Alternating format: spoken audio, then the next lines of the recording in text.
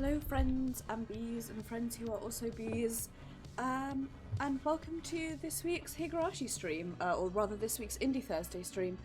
This week we are going to be continuing with Higurashi When They Cry, moving on to Chapter 2, Watanagashi.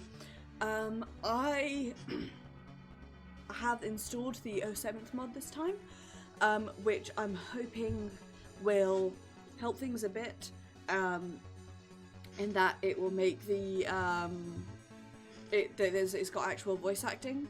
If I don't like the voice acting, I'll just go in and turn it off if I can.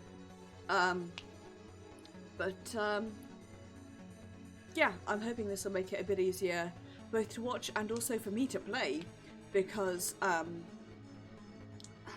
actually be able to comment as opposed to spending all of my time reading text out.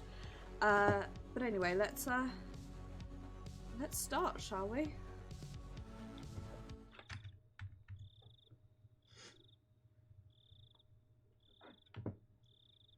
Watanagashi, the most possibilities. Cotton drifting chapter. How is your taste of life in Hinamizawa? A curse or a conspiracy?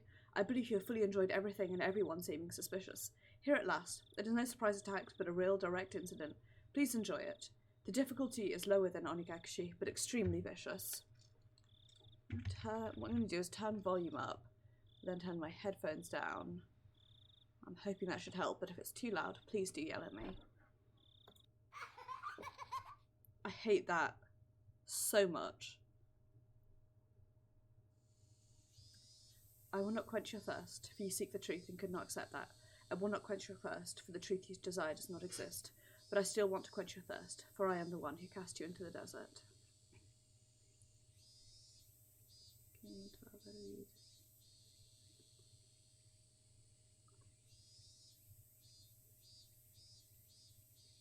The early summer of the 58th year of the Showa era, 1983.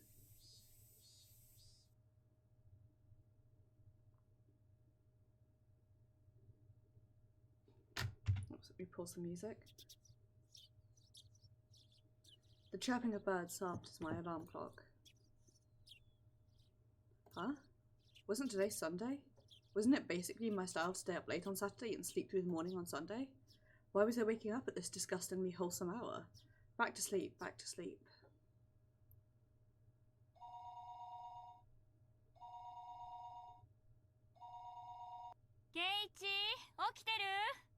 Keiichi, are you awake? I'm gonna have to turn, it doesn't have English voices. Bugger, piss, and also shit. Right.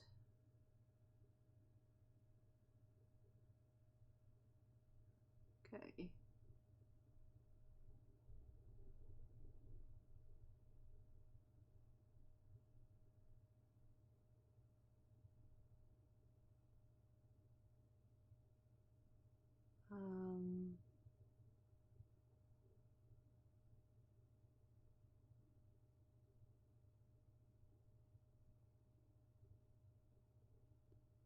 Hi Nagels, I hope you're doing well.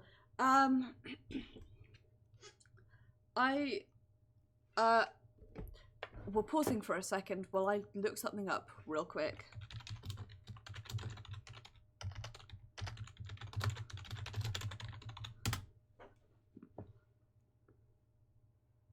Oh, my phone says hello.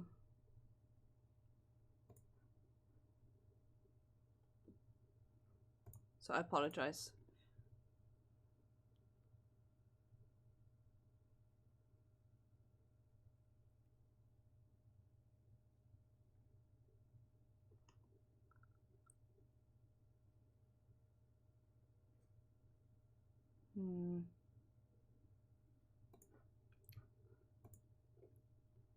I have,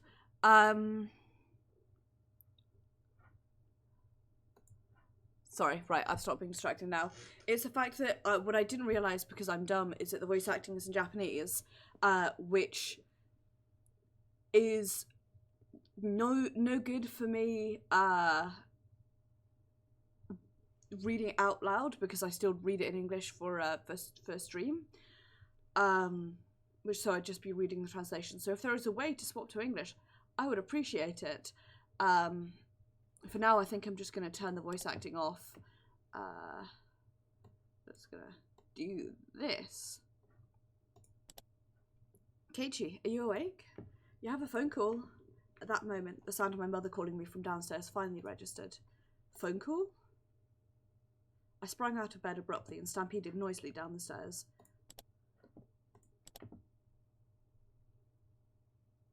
Okay, then yeah, having the voices will not really work for me, unfortunately. I seem to have...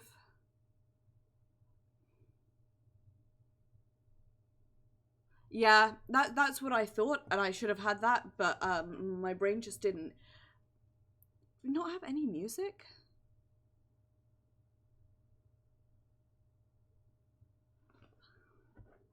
I have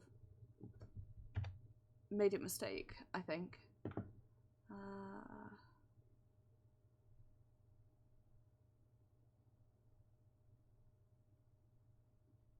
Okay, yeah. I was just say, if there's no music, then it's going to be me awkwardly reading for a bit. Sprang out of bed abruptly and stampeded noisily down the stairs. I should have tried this. He's awake. I'll put him on right now. My mother informed the person on the other end of the line. I should really have tested this before streaming, but I spaced out instead. Hello? It's me. Who might this be? There we go. Morning, Keiichi. You're such a sleepyhead. Such a sleepyhead. Oh, Reina, what's up? Calling so early in the morning?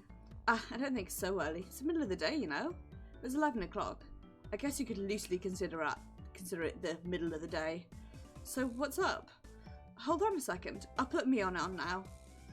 Good morning, Keiichi. If I were to say it in English, that would... Oh, hey, Keiichi. If I were to say it in English, that'd be good morning. Well, right. Why don't you try saying it in Chinese, German, and Russian as well? Ni hao, Keiichi. Guten Morgen, Keiichi. Russian? Das Vidanya. How the hell should I know? Well, whatever. The stupid conversation has woken me up. That's good to hear. So, Keiichi, you free right now? If you're good, then we've gotten everybody. We've got everybody. Thank you. I tried my hardest. Everybody? Did she mean all the club members? That's right. You might be thinking, every day always ends in heated competition, but at least I can spend my days off peacefully. You're too naive, Keiichi. Yeah. The aim of our club is to find the best solution for every situation. In other words, we don't care if it's the weekend. Ooh, it looks like Keiichi has come to understand our hiccups. So how about it? Can you come? I had absolutely nothing planned that day. If I were to refuse Club President Mion's invitation, what other fun ways to pass the time would I have? It's not like I planned on doing anything. And if I said no, you'd probably just declare me the loser by default and force a penalty game on me anyways. If you understand that much, then you can't refuse, right? If you're okay with it, then meet at the usual place at 1 o'clock. Turn the music down a bit. And mute myself for a coughing fit. Or just a cough, not a fit, luckily. I'm still getting over last week's cold. I'm nowhere near as sick as I was last week, but still rough. Anyway, hello Nagods. I hope you're doing well. I hope you've been having a good day. I hope you've been keeping safe.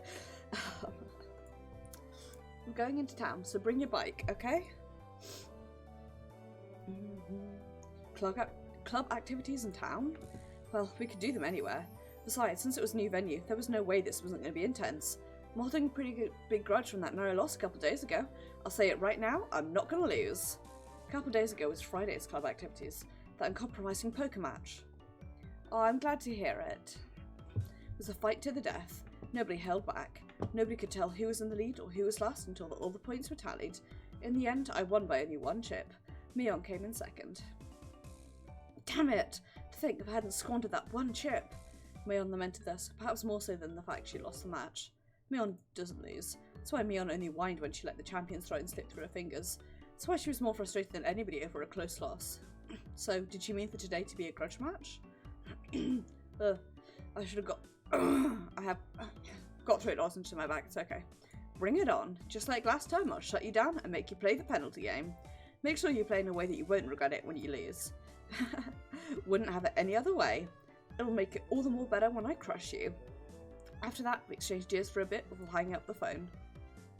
As I headed back upstairs hastily to get the key to my bike, I bumped into my mother as she was carrying a futon down. Oh, Keiichi, you seem like you're in a good mood. Headed out?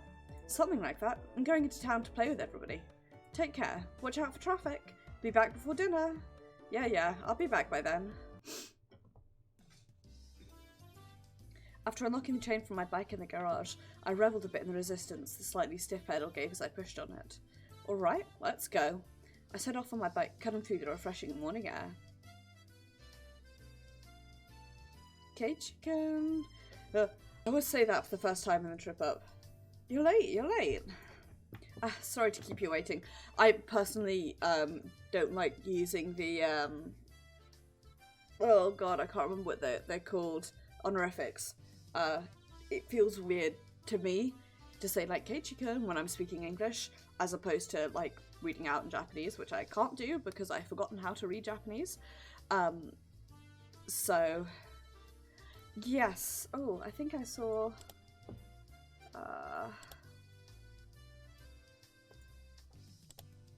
oh, those are cute. I might try this one out, yeah, for a bit. That's pretty cute. I'm excited to see how it looks when they turn evil. Sorry to keep you waiting. Huh? Where's Turko and Rika? Rather than meeting up with them here, it's a lot quicker to just meet up in town. Oh, I see. If I remember correctly, Turko and Rika's houses were on the other side, past the school. Oh yeah, what's up with doing club activities in town? Can't be that everybody's gonna put on masks and rob banks all day, is it? I wouldn't mind doing that. Even then, I wouldn't lose to you. You see, Mion always tells me the routes and schedules of the armoured bank cars. I wonder why. What? Spun around with a serious look on my face and looked at Mion. Well, it certainly seemed possible that Mion was capable of doing that. Seriously, Mion?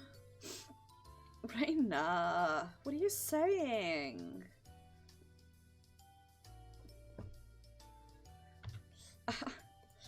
Sorry, Mion, sorry. The two of them joked around. That bright laughter was the best match for a beautiful day like today. Hey, you two, Turko and Rika are waiting for us, aren't they? Let's stop fooling around and get going. Around and around, fooling about like two fluttering butterflies. I honestly wish I could just keep watching them like this, but the five of us together would be absolutely more fun. That's right. Well then, let's go. The goal is to plunder 1 billion. What's to split the loot? Everybody scram. Yeah.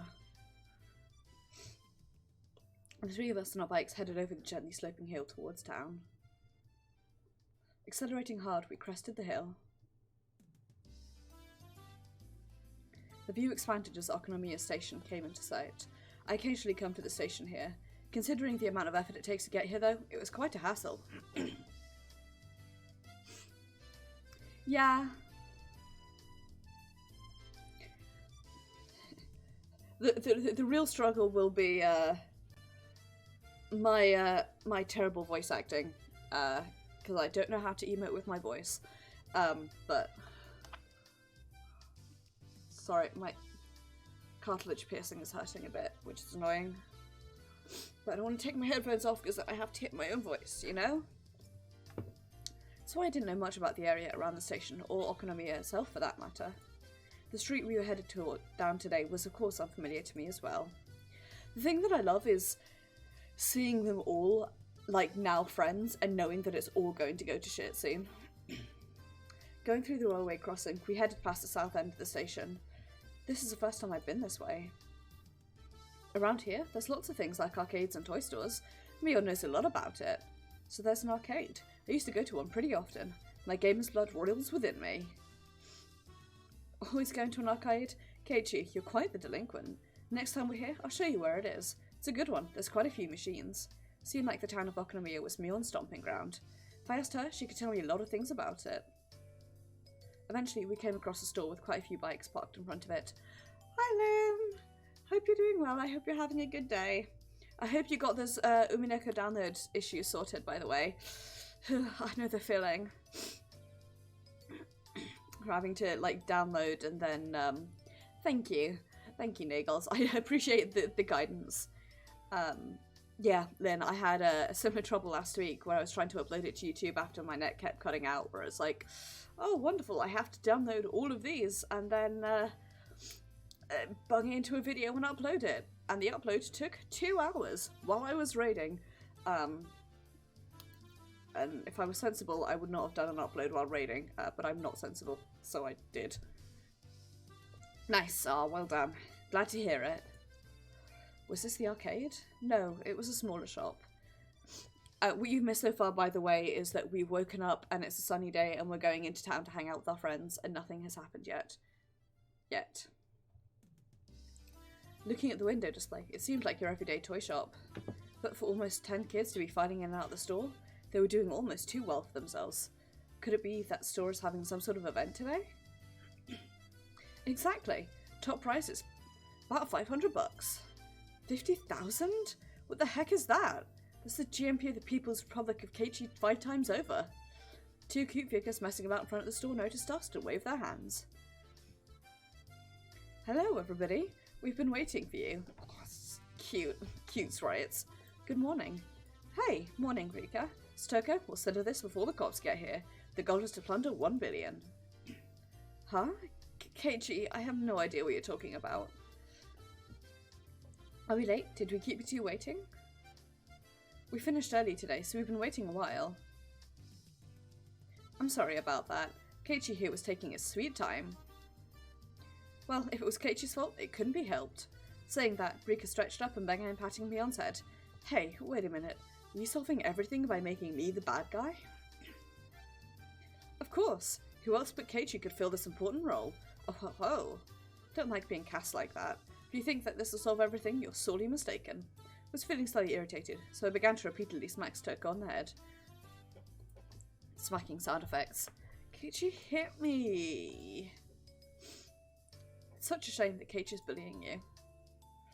Stoker's crying. She's crying. I'm taking her home. Your big sis here will take care of the bad guy, okay? Bam. Rain excitedly wiped the tears, which were probably fake, from Stoker's face, while Rika gently patted mine as I sprawled on the ground. Yes, this is fine. Yep, this is the way things are supposed to be solved. Although I think we should find a new punchline before you start losing teeth. Well then, upsy daisy. In any case, the greeting for today went well. Inside the toy shop, there were about 10 boys around the same age as me. Apparently they all knew Mion, and finding out that she had arrived, they greeted her with jeers a few at a time. Mion is a regular at this toy shop, so she has a lot of friends. Regular at a toy shop? What's up with that? Hey, Keiichi, take a look back here. Pardon me. Following Stoker's prompting, I took a look. There were chairs lined up at tables, almost like some sort of birthday party. It's a Magic the Gathering contest. So I've been to 2 Mathering the Gadget contests. Mathering the Gadget contests that took place outside of just my friend group, and they looked exactly like this. I do not play Magic the Gathering, or indeed Gadget the Mathering. My friend's old flatmates attempted to teach me, and I could not get my head around it. And so I was just really bored. I think I just, like, browsed the comics. I can't remember what I did, actually. I may have just left, to be honest. And that's my fun Gadget the Mathering sidebar. I realised it immediately. Couldn't be. This is the venue for today's club activities? Surprised, Keiichi? I'm good friends with the owner here. He sometimes let me hold game tournaments to expand his customer base. Expand his customer base? I see. Meaning all the boys livening up the place were participants? That's right. Normally it's just us 5, but today we're going to play with lots and lots of people. Raina was innocently happy about being able to play with so many people, but my expression grew noticeably stern. Keiichi, I know exactly what you're thinking. Oh? Well then why don't you try saying it? Together, okay? 1, 2... These are all enemies. Stoker's voice and mine blended together in harmony. We looked over at the participants. After all, the top prize was 50,000 yen. My eyes lit up like a flame. I'm going to pause for a second and grab a throat lozenge.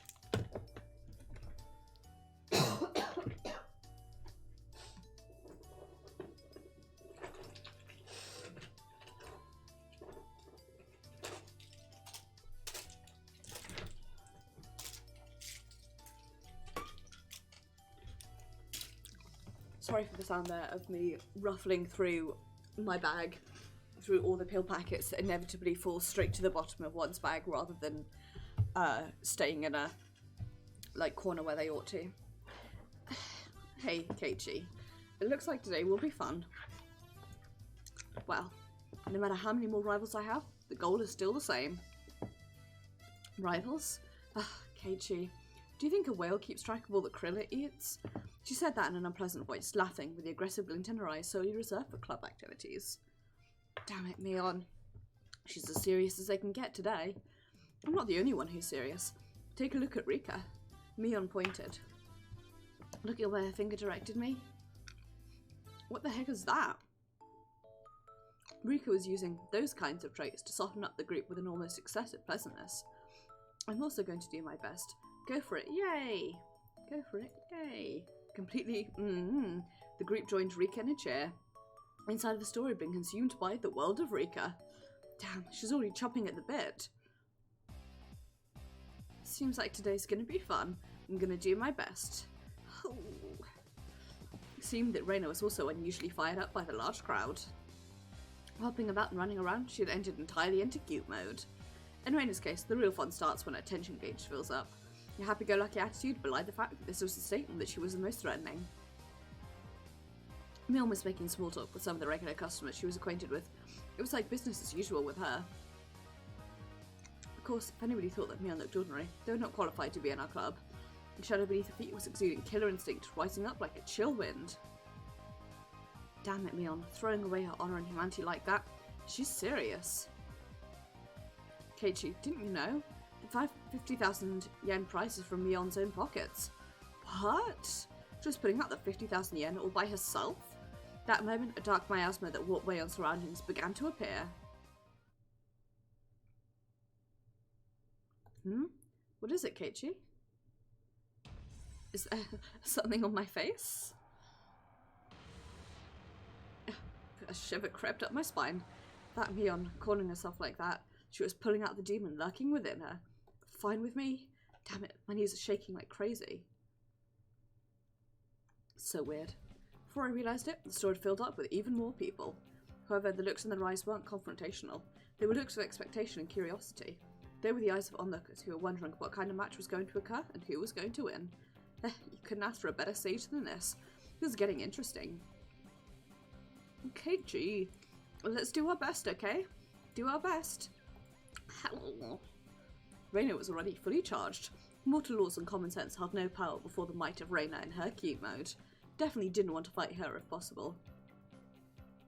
Rika, do your best. We're all cheering you on. Okay, I'll do my best. Rika, who's exuding way too much charm no matter how you looked at it, Haruyu won over most of the onlookers to her side. Nonchalantly avoiding things had always been Rika's creed, but for her to be blatantly laying out her machinations like this, something was definitely strange. Like Reina, she was somebody who I didn't want to fight if I could help it. Of course, the one you don't want to fight the most is Mion. I've been lucky to even leave alive more than a few times at the end of club activities, but I don't think there was a day that even came close to being this dangerous. Mion seems to have developed quite the grudge after losing that poker match a few days back, you know? Seems that way. I think I'm going to stick with these. I just prefer the way these sprites look, but the other ones are really cute, it has to be said. In other words, today is just an elaborate stage for her revenge. Almost as though she was psychic, Mion turned towards us. Thump thump, said my upstairs neighbours. Her eyes silently conveyed the message. You guys just figured it out now? It wasn't just Mion. Both Reina and Rika were more pumped up than they'd ever been. Yeah, one's gonna pop up today. Without a doubt, there'll be casualties.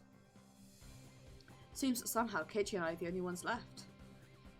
What do you think? Should we not have our match during the opening round? Might as well. I need to warm up before I can really kick it into gear.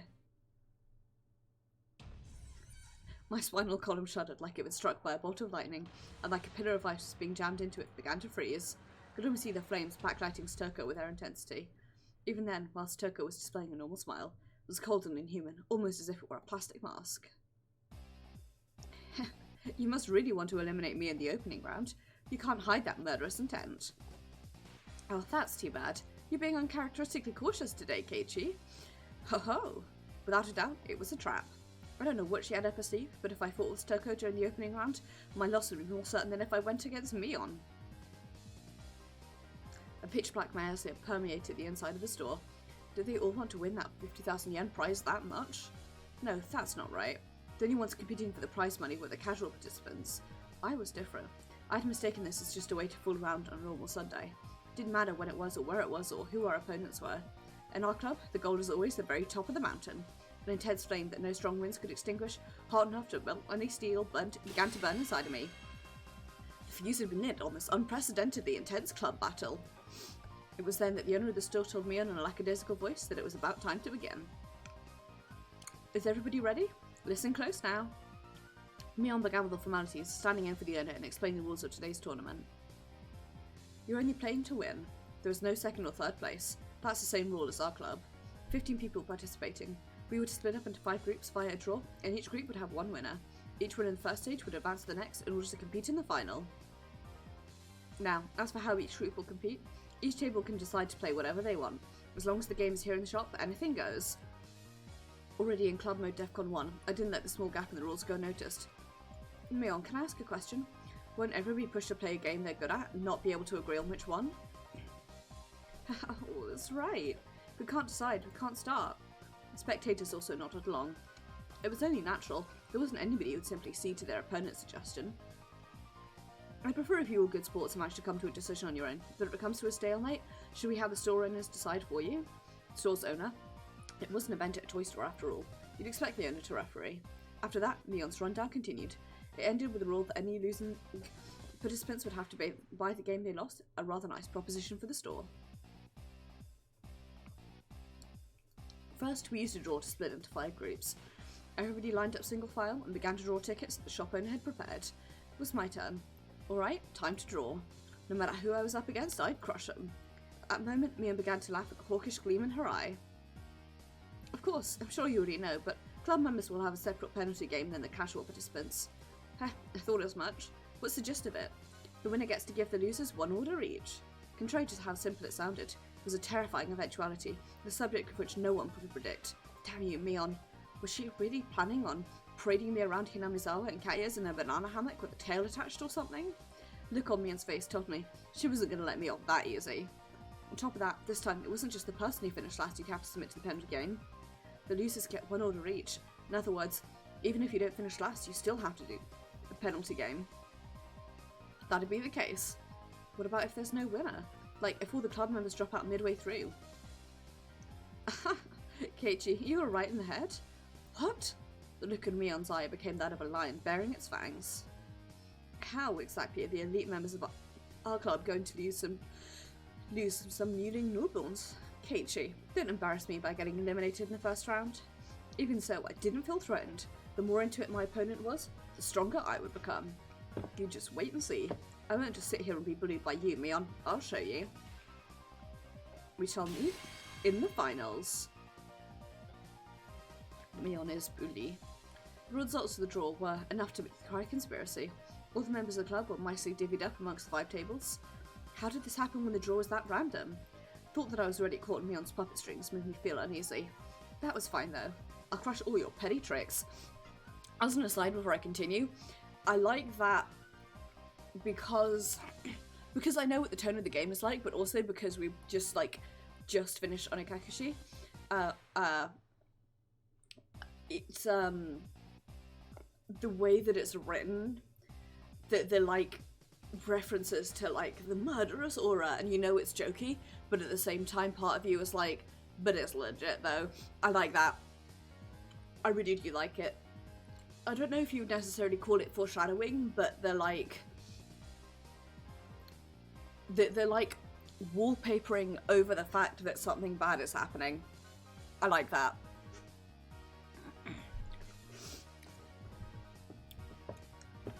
Now, where were my opponents? Everybody was headed to the table, corresponding to the number on their ticket. Exactly, right? Yeah, it's the you know that this terrible thing has happened in the past, or sort of, you know, the slate seems to have been wiped clean and we seem to be back, in the middle, but you don't... The characters don't know what's going to happen, but you at least know it's going to go badly. I like it. But it's because you know it's going to go badly because you know how Watanagashi ended. Competition at my table was these two, huh? They looked younger than me. Look what the new sprites are like. Oh, they don't have. Huh? Aren't you two classmates of mine? Oh, hi, I'm Tomita. This is Okamura. Okamura greeted me by nodding his head.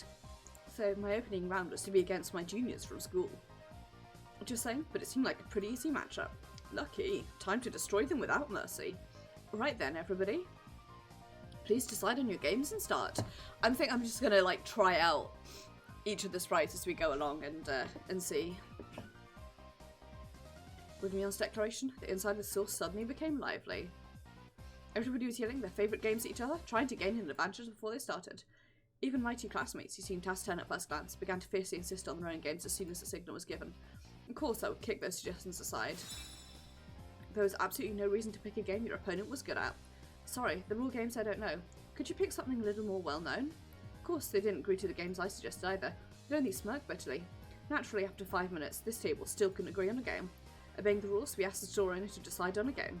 Clearing his throat, the shop owner brought over a board game from the back of the store. It was a game called Billionaire. Quite the vintage we have here. Come to think of it, if you lose, you have to buy this game. Damn shop owner, was he using this competition to get rid of all his games he couldn't sell? I know this one. You guys too, right? Spin the wheel and head to the goal. Whoever has the most money after we liquidate our assets is the winner.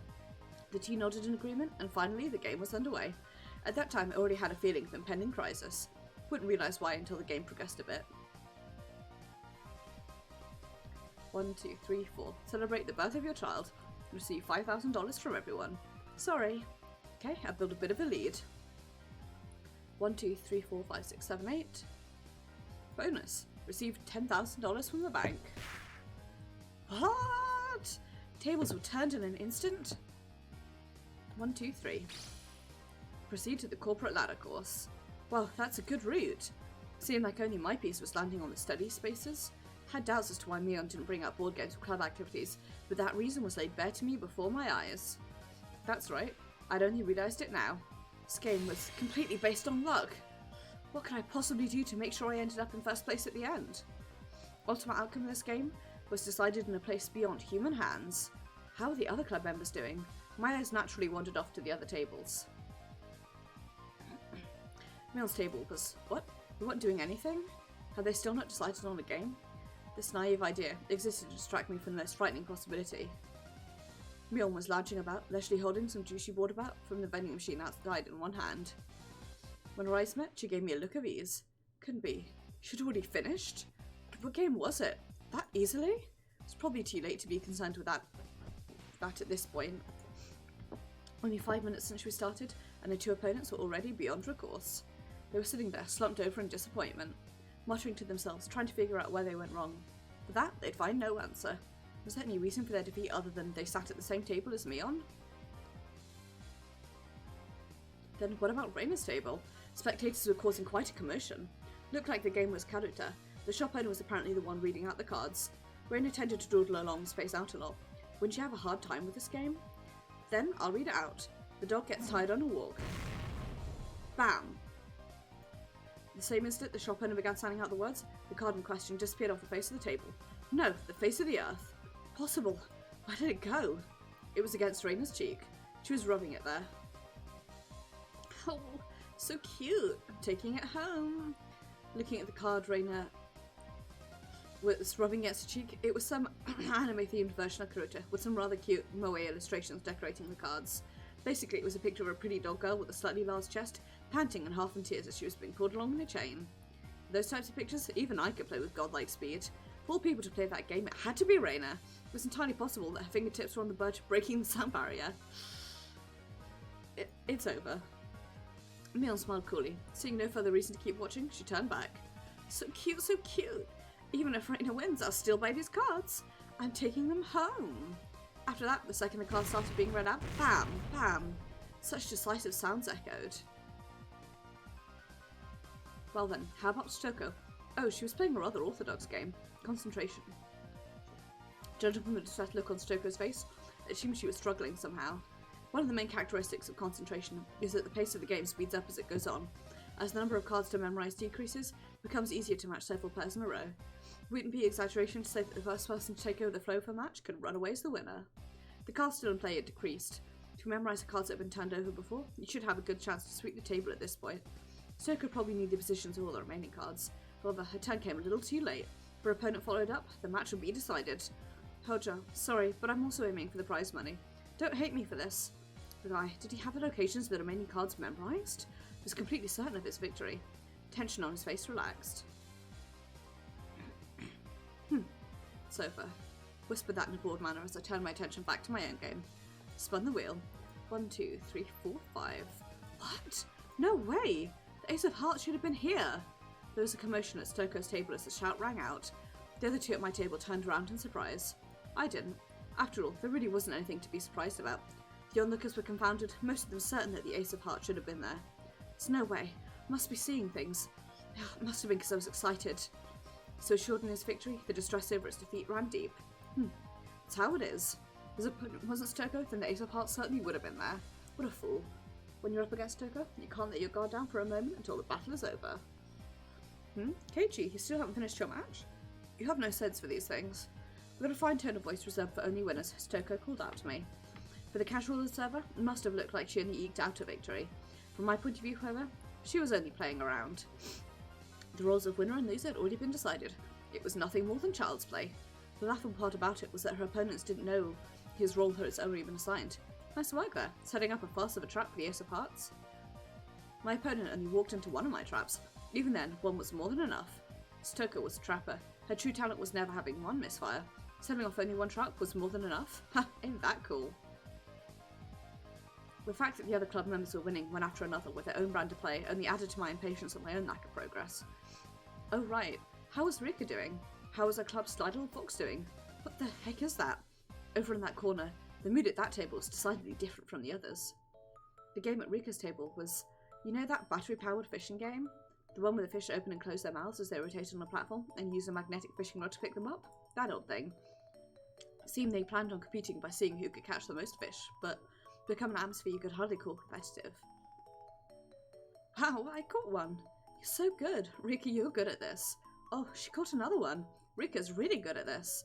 I knew that Rika had already charmed her opponents, along with the onlookers, before the matches had even begun, but brilliantly played. That corner had become an informal meeting of the Rika Furude fan club. It was Rika's total victory. Total victory. I accidentally clicked out of the game and terrified myself for a second. Rika's good at fishing, isn't she? What Rika's doing is what Rika's trolling for probably isn't a fish. Hearing that, she glanced over my way briefly. This is my way of getting serious. That's what I heard. This is a masterful technique that only Rika's allowed. Only Rika can do. Yeah, a masterful technique. Meibara, it's your turn. Oh, sorry. Guess it is. 1, 2. Fined for tax evasion. Pay $50,000. F. In contrast, my game. What an unseemly situation this was. Noticing the uneasiness creep across my face, my companions came to see how I was doing. Keiichi, could it be you're struggling? You're struggling? Okamura. Now, how much money do you have? Okamura, who'd run lots of money out the elite course, began to count through a stack of white $10,000 bills. About 98,000, I guess? 980,000. How much money do you have, Tomita? I have 880,000. Still close enough to turn this around. It looked like they would easily surpass $1 million. Well, Keiichi, how much do you have? Miel's tone of voice was grim from the get-go. Was her disappointment and disgust as club president. It can't be helped. There's no strategy involved other than spinning the wheel in this game. How am I supposed to cheat? Tell those two to close their eyes and count to 100 while I rig the wheel? You know there's no way I could do that. Rika gently pet my head. Still, she wasn't too happy. How pathetic. At one point I thought you'd be a worthy adversary. I've been utterly disillusioned. Don't give up, Keiichi. There has to be some way to make a comeback. Do your best. Right till the end. Like I said, how am I supposed to make a comeback with this game relying entirely on luck? Right, Mion? Mion's face, however, was almost unbelievably indifferent, like she was watching something completely unexciting. She then turned her back without saying a word. Hey, me... It was a pathetic voice that irked even myself. I'm disappointed. Everybody was serious about this, but Keiichi was the only one who wasn't. What do you mean by serious? You telling me to control the spinner through sheer force of will? How can I do that? you were serious about it, you would have settled this game 10 seconds from when you started. Mion, you don't have to get so angry. Wait. Mion, in a bad mood, cast me aside and disappeared into the depths of the shop. Maybe it was because it became an awkward situation, with the spectators dispersed from around my table. Damn it, are you saying I'm not serious about this? Are you saying if I were serious, I would have settled this game with a chance in 10 seconds? If I was serious, everybody was praying for my victory. They believed in me. Did I betray their expectations? Was it because I wasn't serious? Should we continue the game? Two of them were timidly trying to resume play. I didn't respond to that. Table sunk into silence. Mibara, should I take that to mean you're giving up? The owner, thinking I was forfeiting, started to announce the cancellation of the game. That moment. Demon inside me let loose a howl and awakened. I get it now, Mion. What it means for me to be serious. I'll show you!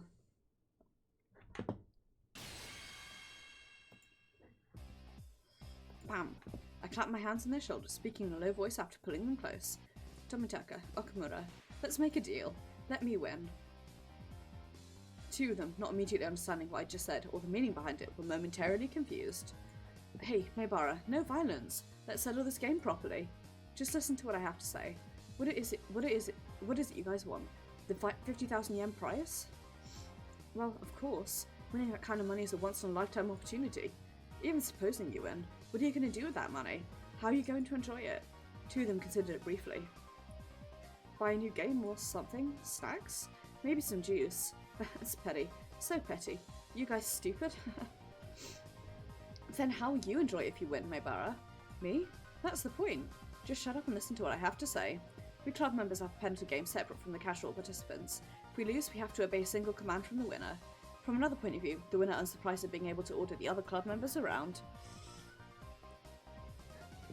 First of all, Tomitaka, you like Stoker, right? Don't deny it. Next, Okamura, you like Rika, right? Don't turn red. I drew the two of them, red-faced and conscious of whether anybody else heard what I just said, even closer. Okay. Uncover what men dream about. It's like an unreachable Garden of Eden. Even then, you'd still aim for it, wouldn't you? It's because our passionate souls scream for Moe. Sensitive age where you couldn't say you liked the girl you liked.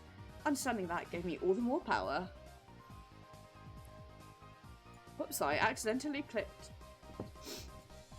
Tomitaka, if I win, I'll make Stoker wear a collar and be your little sister for a day. A red... Okamura, I'll put caveats on Rika and let you take her out for a walk on a leash. Rip.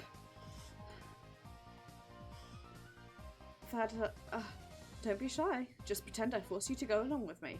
You two are simply sacrifices to Maebara's whims. You can pretend to be against it. I understand. I know everything your hearts desire. Then suddenly I lowered the tone of my voice. My school life was very bleak. I know with my very body how foolish it is to waste such an important time of your lives. So, to you, my juniors, I don't want you to live your lives like that. Be honest with yourselves. Chase your dreams. I'll fulfill them for you. It was this moment that the values of men bridged generations. Cronkle's eyes unhappily.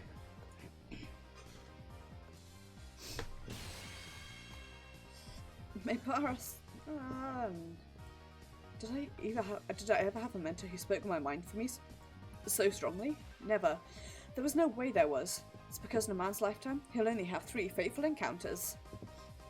That valuable first time was being experienced right in this moment with these two.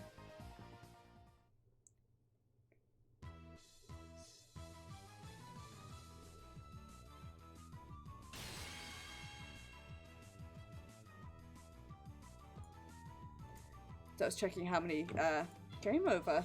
Such an assertive declaration of the game's ending that everybody in the store turned and looked. Been less than 3 minutes since I was on the verge of forfeit, and all the spectators were certain of my loss. What I was doing there was checking how many chapters this game had to work out the timing of my reign. Keiichi, what happened? Who won? It was my complete victory. What did you say? Exactly how did you overcome that situation? There's no need to explain what happened. It was a gentleman's agreement. Right, guys? Yes, sir. 2 of them, stifling tears of gratitude, answered strongly from the bottom of their hearts. Exactly what kind of miracles occurred here during those 3 minutes? The spectators all looked away from my utter disadvantage. You did it! You did it, Keiichi! Yay! Spectators were puzzled at how I was able to so quickly overcome a hopeless situation. bribery. The guy, is he able to control the spinner wheel with his eyes or something? It's a miracle. What devilry is this? He's in cahoots with that Mion, you know. There's no doubt he had some strange trick up his sleeve. I looked at the crowd who couldn't help but be excited out of the corner of my eye. Now fully awakened and in battle mode, I let out a derisive laugh. So this is what it means for me to be serious. Mion. You took your sweet time. Baring our fangs at each other, we laughed together in a most unsightly fashion. With this, all the club members have cleared the first round, then. Which means this time, it's a match against everybody. A match! I've already decided what I'm going to buy with the prize money. It's only natural. Right? Stoker and Raina sneered at each other. These guys, do they really think they can win against Keiichi Maebara when he gets serious? Mion, that was a mistake. You shouldn't have offered me advice just now. What a muting newborn you are.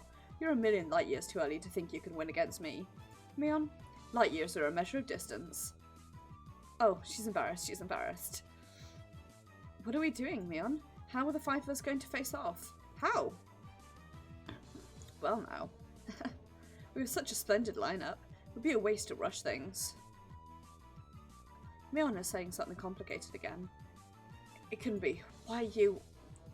Mion's hair flowed elegantly, almost like a cape, as she turned it back to the table.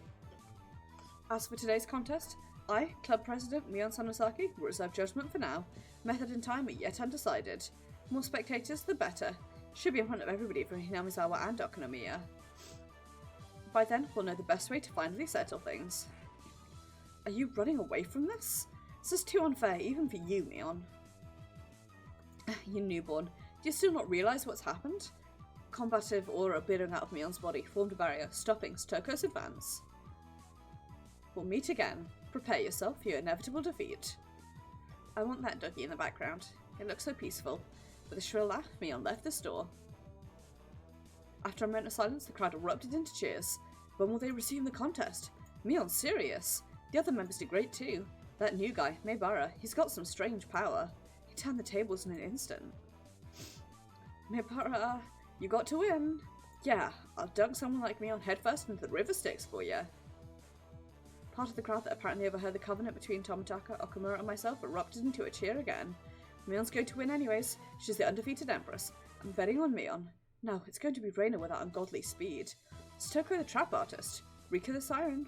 Maybe a long shot, but it'll be Maebara. However, right now, I had no ear for those cheerful voices. Setting the stage for this huge match and then running away like that, I wasn't going to forgive Mion. Outside of the store, Mion was getting on his bike as the shop owner was seeing her off. Don't run away, Mion. If you're the club president, don't run. Fight me.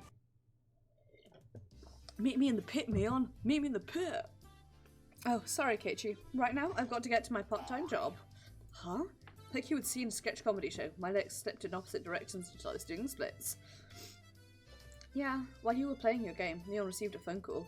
It's too bad. We're just getting good too. Not our lucky day. They're getting crushed at the sale over at my uncle's store. They don't have enough people to work the register, so he called me for help. When you say your uncle, does he manage a supermarket or something? It's just a small store, but whenever you put stuff on special, all the housewives swarm in like locusts. Don't they have any common sense? Even though they don't have enough staff, they're selling a carton of eggs for 10 yen, limit 1 per customer. It's a little surprise. You would never think this was a club president exuding such a dark aura inside the store such a short time ago. It was usual Mion right now, almost exasperatingly so. My shoulders slumped. That's right, cloud mode was over now. But it was really heated today. It really was fun. Damn Mion, she really knows how to fire people up. Me too. I got so fired up my head started to tingle. Especially Keiichi. That was scary. Thought he was going to eat me alive there. It's work, so I guess there's nothing you can do, but it really is too bad. I really want to continue this some other time. Any time is good. How about we do it at the Watanagashi festival? The cotton drifting five demon firefight. That's right. I'll think about it. Right now, what were Rika and Mion talking about? Watanagashi festival? Cotton drifting 5 demon what? I love it when things turn out all over the top and manga-like. It'd be nice if we could have another thrilling club activity like this soon. She laughed with a smile that made you feel refreshed just looking at it. At that moment, the shop owner came out carrying a paper bag. I wonder what it is. Is he giving it to us? Thank you, everyone, for today. Thanks to you, the event went really well. It's not much, but here's a little something for you guys. Hey, Uncle Yoshiro, isn't there a little something for me too? My. Quite an adorable one, is it not? When Stoker and Rika opened up the bag, there were cute little stuffed animals inside. Wow, they're so cute. Can I take them home? I really can? Which means there's something for me too. Oh, I got a pretty adorable one. There's a stuffed toy wearing a beautiful dress, one you'd use to playhouse. Reina's eyes were glued to my stuffed doll. Stoker was the same, and Rika too? Keiichi got the one that fits him the least. How do I say this? Could say it's pretty or cute? Well, I guess it's cute and pretty. I can admit it's adorable, but a doll with changeable clothes is, If you walked around with it, you'd be treated like a weirdo starting tomorrow. Definitely. Thank you for the host, Pixie Pix. It is very much appreciated. I hope you're doing well. I hope you're having a good day and looking after yourself. And keeping well. Mion didn't have to go that far. This wasn't something a guy like me should be carrying around. Mion was the only one who hadn't received a present, so I thought about giving it to her. However, after briefly considering, I gave it to Reina instead. Huh? You're giving it to me? To Reina? Thank you. Just protecting myself. If I didn't give it to Reina, then walking the streets at night would be scary.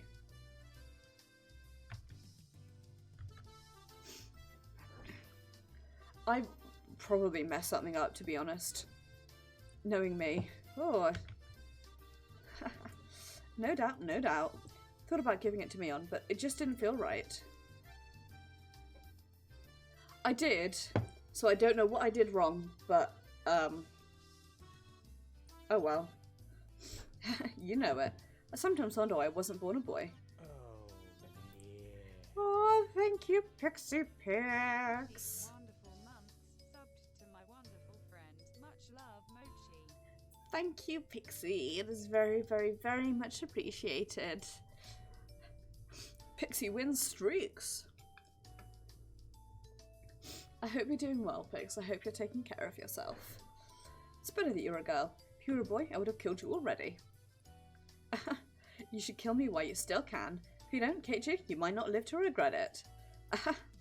Mion laughed after saying such an ominous line. Everybody laughed heartily along with her. Ask God to make you a boy in your next life. We'll also have him make me a boy. Then together, the two of us will start with taking over the country as a warm-up. Mion, if you don't get going soon, the shop owner told her meekly.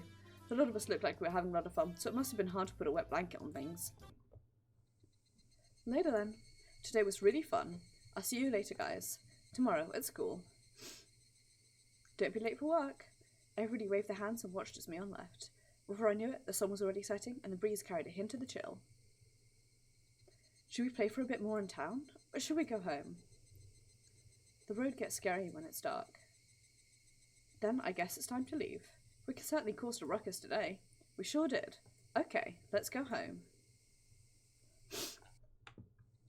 The wind blew gently, as if to cool down those of us flushed with enthusiasm. The road back to Hinamizawa was long, but I didn't really mind.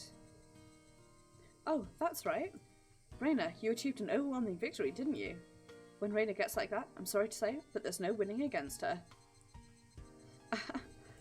It was because the cards were so cute. See? I bought them. Ooh. I make a similar noise when I see my doggy. Go, when I see my doggy. My puppy boy. Rika was the same as usual. When it comes to boys, it's like taking candy from a baby. It was an easy win. How much was calculated and how much was natural? I get scared when I think about how Rika will turn out in the future. Stoker was amazing too. The way it ended was really exciting. It wasn't the sort of game where I should be complimented. Ho-ho? Keiichi, you also showed your fangs at the end there. Well, I guess. I'm the type of guy who's strongest when he's cornered. Tomita and the others seem to be cheering you on really hard. What was that about? He made some sort of promise with Tomita and Nakamura. It's probably a secret. A secret? A secret? Oh, I wonder what it is, I wonder.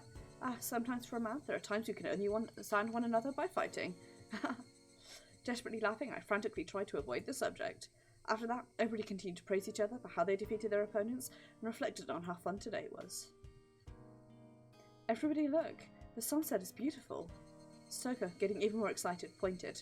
Waiting where her finger indicated was an immense sunset, casting even longer shadows of us on our bikes. The cries of the Higurashi were gentle and comforting.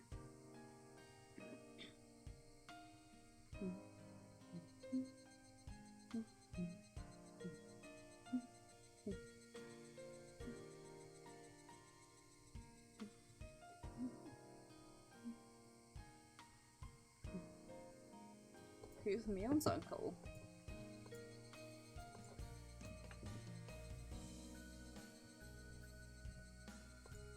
There we go. I like that it still has the dramatic music in the tips menu. Yep, sorry. I suddenly got called into my part-time job at my uncle's shop today. What's that? No club today then? Well, I'm sorry. Mion put our hands together in apology and grinned. If you really want to do club today, you can always do it without this, old man. The club locker is stuffed full with games. You can pick whatever. The club locker was a trans-dimensional space from which Mion pulled out games whenever we met for club activities. Wondered how many so many freaking games could be stored in the locker. It was even smaller than the ones with cleaning supplies in it. Besides those games, it was also a cornucopia of suspicious objects. Costumes for punishment games. We lined them all up on the floor in order to sort them. They would definitely fill the entire classroom. Nah, we shouldn't. I get the feeling that if I mess around in that locker, everything inside will come tumbling down on me. Yeah, I guess you're right. Maybe amateurs shouldn't meddle with this. And then I gave a hearty laugh, implying that the only one who could do so was the club president. Mion, the teacher is looking for the key to the gym storehouse. Do you have any idea where it could be? Did I not return it to the teacher's lounge? Mion said, feeling about in her pocket. Judging by her expression, she must have planned on returning it, but it was still in her pocket. I knew you had it, Mion. I knew beyond a shadow of doubt that you simply must have been the one who had it. I was right too. Stoko and I were both right. Giggling, Stoko and Rika clapped their hands together in celebration. You're annoying. Slap clap. Mion elbowed Stoko and Rika in their heads, then headed for the teacher's lounge. Oh, right. Have you two heard? Mion has a part-time job and that's why she's not coming to the club. Oh, is that so? So very droll of her. The two of them made disappointed faces. Whatever anyone said, Mion's club was always the number one thing I looked forward to when going to school. It wasn't hard to agree with their melancholic expressions after hearing it wouldn't be happening today. So Mion's got a part-time job. I wonder what she's doing anyway. Whenever Mion cancelled club, it was usually because of her job. However, it also didn't seem like she went there every day. She would go 2 or 3 days in a row, then not go at all for a while. Sounds like a pretty damn random part-time job. She isn't working at any one shop or anything. She isn't? Then does that mean she's a day labourer? Mion, wearing socks and a helmet, sweating to death in a factory. Couldn't imagine such a thing. Mion helps her uncles out whenever the employees go on vacations. She's like a handyman. Ah, I get it. Now that you mention it, having a job at her uncle's place, I think I've heard about that before. She has a lot of uncles who run their own shops, so Mion is in very high demand. She has a lot of uncles who own shops? A lot of them? Oh, you were unaware, Keiichi? There are many relatives of Mion's in Okonomiya who run their own stores. Huh, I didn't know that. So they're all different kinds? Yeah, there's a bakery, a produce market, a ramen shop, and many others besides. Toy store we went to for club the other day is one of them. I was dumbfounded. It's amazing. Is Mion's family blessed with some kind of crazy business sense? They run so many different things, it's kind of amazing. Oh, I'm glad to hear that, Pix. Unless things have changed in the last few hours, they're not closing schools here in the UK, so I still gotta go to work. Which it would be really difficult for me to work from home anyway, even with like stuff set up, because so much of my job revolves around paperwork. But I'm glad that you're able to work from home, Pix. Hang on. I'm still getting over last week's cold, so keep having to pause to cough occasionally. There are others, like a loan shark, a land shark, a strip club, and a brothel. What I'm saying is they do lots of things. Okay, a couple of weird things came up that last time, but still, could tell it was pretty extensive. Employed as a land shark. So the reason she's so fussy about returning money she lent you is because the blood of loan sharks runs through her veins, huh? It explains that. Once, I completely forgot to pay Mion back the money she gave me to go shopping, and she threatened me, saying that if I didn't return it all, she'd throw me into the red light district, and that would be the end of me. Rika being sold into the entertainment industry to pay off her debts? Ah, crap. Dying by being thrown on the ground must be the silliest form of death I've ever heard of. Huh? She doesn't really get it, does she? Recently, she seems so unspoiled. Rika and I gave her a pat on the head. Why are you petting me? We're petting you because you're a good girl, Stoker. Stoker was lost in confusion, but she seemed to understand she was being made fun of.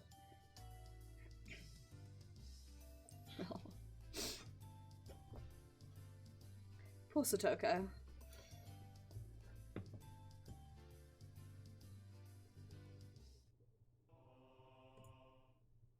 I really do like this, like, incredibly dramatic music there. Wait. Let's go. Oh, bright. Gives me a headache. I wonder why afternoons always make you feel sleepy like this. Mion spoke in a voice that went so far as to make anyone who heard it lethargic. You want a medical explanation for sleepiness? I could say it, but it'll just make you more sleepy. Gah, spare me. My personal suspicion it's because you eat, and then after you eat, your body is like, I need to go digest and fall asleep for a bit. And I tend to like nap or watch videos on my phone or listen to a podcast or something over my lunch break.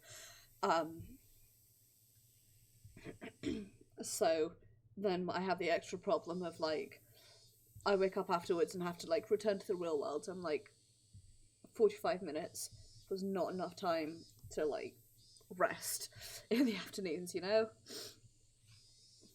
It was almost 3 o'clock. 6th period was almost over. By the way, Stoke and everyone else in lower grades end their school day after 5th period, so they were probably running around in the schoolyard right now. Could hear their joy-filled voice coming in from there right now. Oh, what I would give to be able to join them. Mion, you're the class rep, so you have to try harder. No going to sleep. You see, rather than class rep, I'd rather be the president of the boxing club. They get to sleep a lot. Huh? What makes you think that? At the boxing gym, they're always hitting the sack. Get it? Bam! Teacher cackled as she hit the back of Mion's head with the corner of a textbook. I love... It's an excellent joke, and I love it. That's all from me. I'll leave it at that for today. Representative, please direct the class. Everybody stand up. At attention. Mion, who had been half asleep, became lively again in the moment she heard class was over. It must be delightful to be that shrewd. The homeroom was done after the lower grades had finished their lessons, so we were free to go. It was one of the odd rules we had as a mixed grade school. When the new class was over, Stoko and Rika returned to the classroom. Good work today. Alright, it's time for Happy Fun Club activities. Yeah, that's right. What should we do today? Hey, Mion, why don't we continue what we started yesterday? Yes, we should do that. To have it end like that when things were getting good, I won't accept it. Now, I know how you feel, but let's save that for another time. Something like that shouldn't be done somewhere dinky like a classroom after school, but a grander stage. I'm down whenever, but some of the younger guys said they'd watch me in the finals, so let me know ahead of time. Whoa, Keiichi, you're amazing. There's people cheering you on? Cheering you on? Wonder if there's anybody cheering on Reina. Couldn't help but watch as Reina entered a pining maiden mode. I'm not going to pull any punches, but I'll pray for your victory, Reina. With a saccharine Keiichi brand smile, I ruffled Reina's hair roughly. Well, oh? Keiichi, what are you... Reina turned bright red and short-circuited. Gazing into her eyes, a strange scene of me holding hands with Reina skipping through a flower bed was reflected there. Even if it wasn't somebody else's imagination, it was terribly troubling. Meet Keiichi, the Reina killer. When Reina said it, everybody burst out laughing at once. That Reina's a Toko and Rika killer, though. It may be true that we can't win against Reina, but we won't lose to Keiichi. Oh, this is becoming a pretty interesting relationship map. Our strengths kind of interact like rock, paper, scissors. But that doesn't include Mion, does it? Of course not. It doesn't matter who it is, I won't lose. Mion leered with a gaze befitting of a club president. No, befitting of an empress. The mood in the room became more lively. It was as good a moment as any to get started. Well now, let's get started nice and easy. Yeah. So then, Mion, what should we do today? Mion let out a small interjection as she rummaged through the so-called club locker. Every time I look, there's always a ton of things crammed in there. Everything that's jammed in, that locker is a game of some kind that, you know?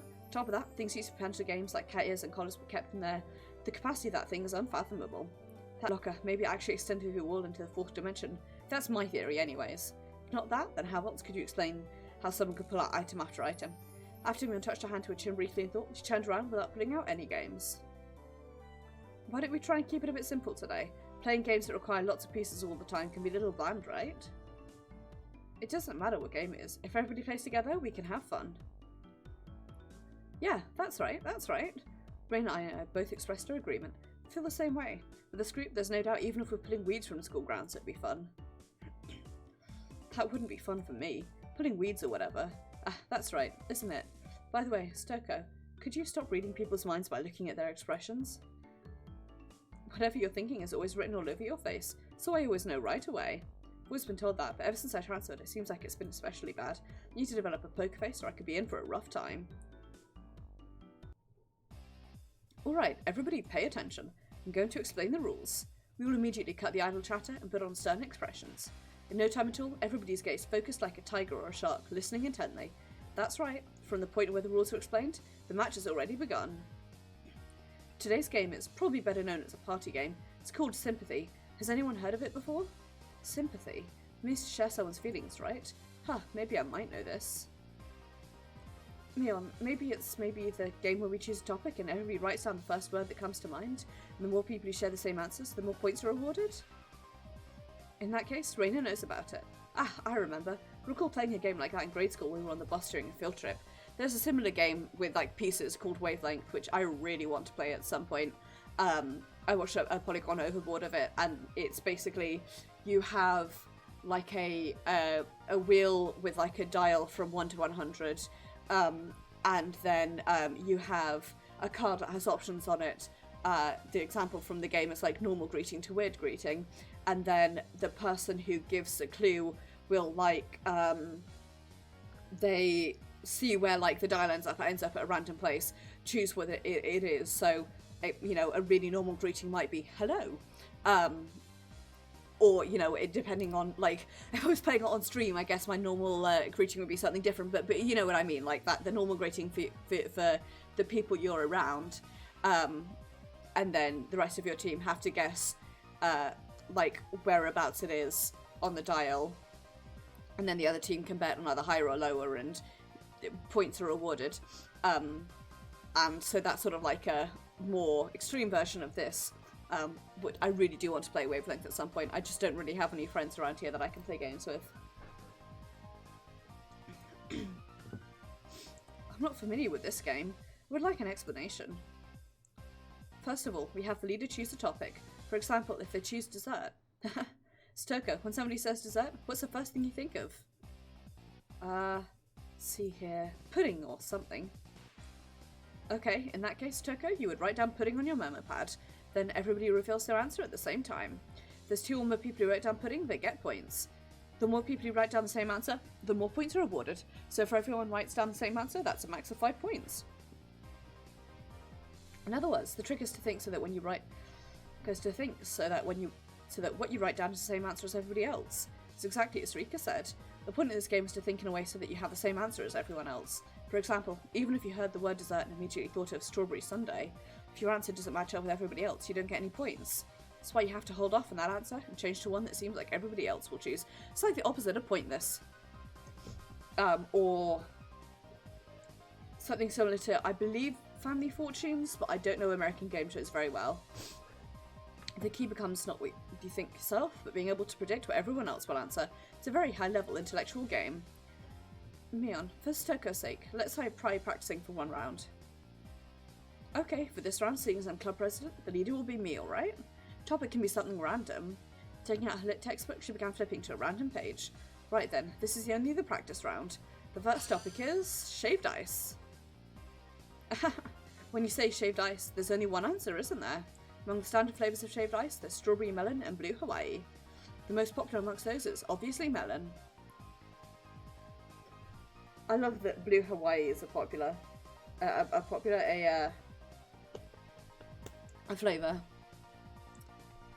I only know about it from an anime I watched as a teen that I can't remember the name of.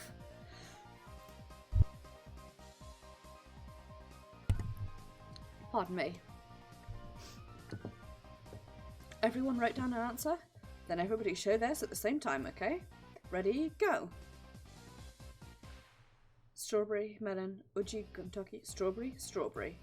What? I'm the only one with melon? You guys, don't go doing something so mundane as picking strawberries as standard. Hey, Raina, would you actually order strawberry shaved ice? The first thing that always sells out at summer festivals is always melon, isn't it? Raina also likes melon flavour, but really, it's all about the strawberry, right? Right? Keiichi, if I was to pick, I'd actually choose melon. But you see, this is a word association game. Somebody says shaved ice, the first thing you think of is strawberry. Still not entirely convinced, but in any case, it's this type of game. Rika, what exactly did you write? Is that a type of shaved ice? It's uji gintoki. It's incredibly delicious, you know? Well, it might be delicious all, but it's not exactly run-of-the-mill. Still, it's a pretty refined choice. Stoker, did this help you get a good idea? There were 3 people who wrote down strawberry, so those people get 3 points. Competed to see who can get the most. Yeah, I've got it. More importantly, Mion, what should we do about today's penalty game? Oh, there's gonna be one after all.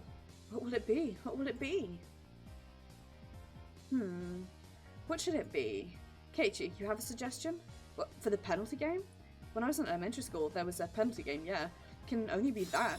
Schlepping. In other words, that thing where the loser has to carry around everybody else's baggage. Happened often to the boys. Elementary school kids walking around completely covered in backpacks. You see it a lot. But how will we do that? Soko and Rika's house is the complete opposite direction from ours. Then how about the loser carries just the winner's stuff to their house? Getting everybody's stuff to their house will involve covering a pretty sizable distance. Oh, yeah, just that much. Might be alright. Somehow today's penalty game is pretty simple. A penalty game at this level, it wouldn't even be fun to make Keiichi do it. Then shall we raise the stakes a bit? Not just playing porter. Ta-da! How about we have someone schlep stuff around dressed in this? Why a maid outfit of all things? Oh, it's cute and all, but no way. But you see? What do we do if Keiichi loses? If we don't have a size that fits him? Oh, I didn't let that little detail get by. I have a nice XL size one prepared just for Keiichi. So, Keiichi, you ready? I'm gonna have you walk around outside dressed up as a maid. From the headband to the garter belt, even the underwear, I've got it all for you. It's insane. Why do you have every possible size of that type of thing in that locker?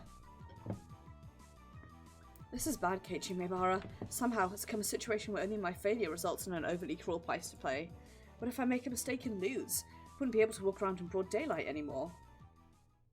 I presume everyone in town is, like, aware of... Ma'am, about that Maebara boy. Did you hear about him? Seems like he's a penchant for cross-dressing.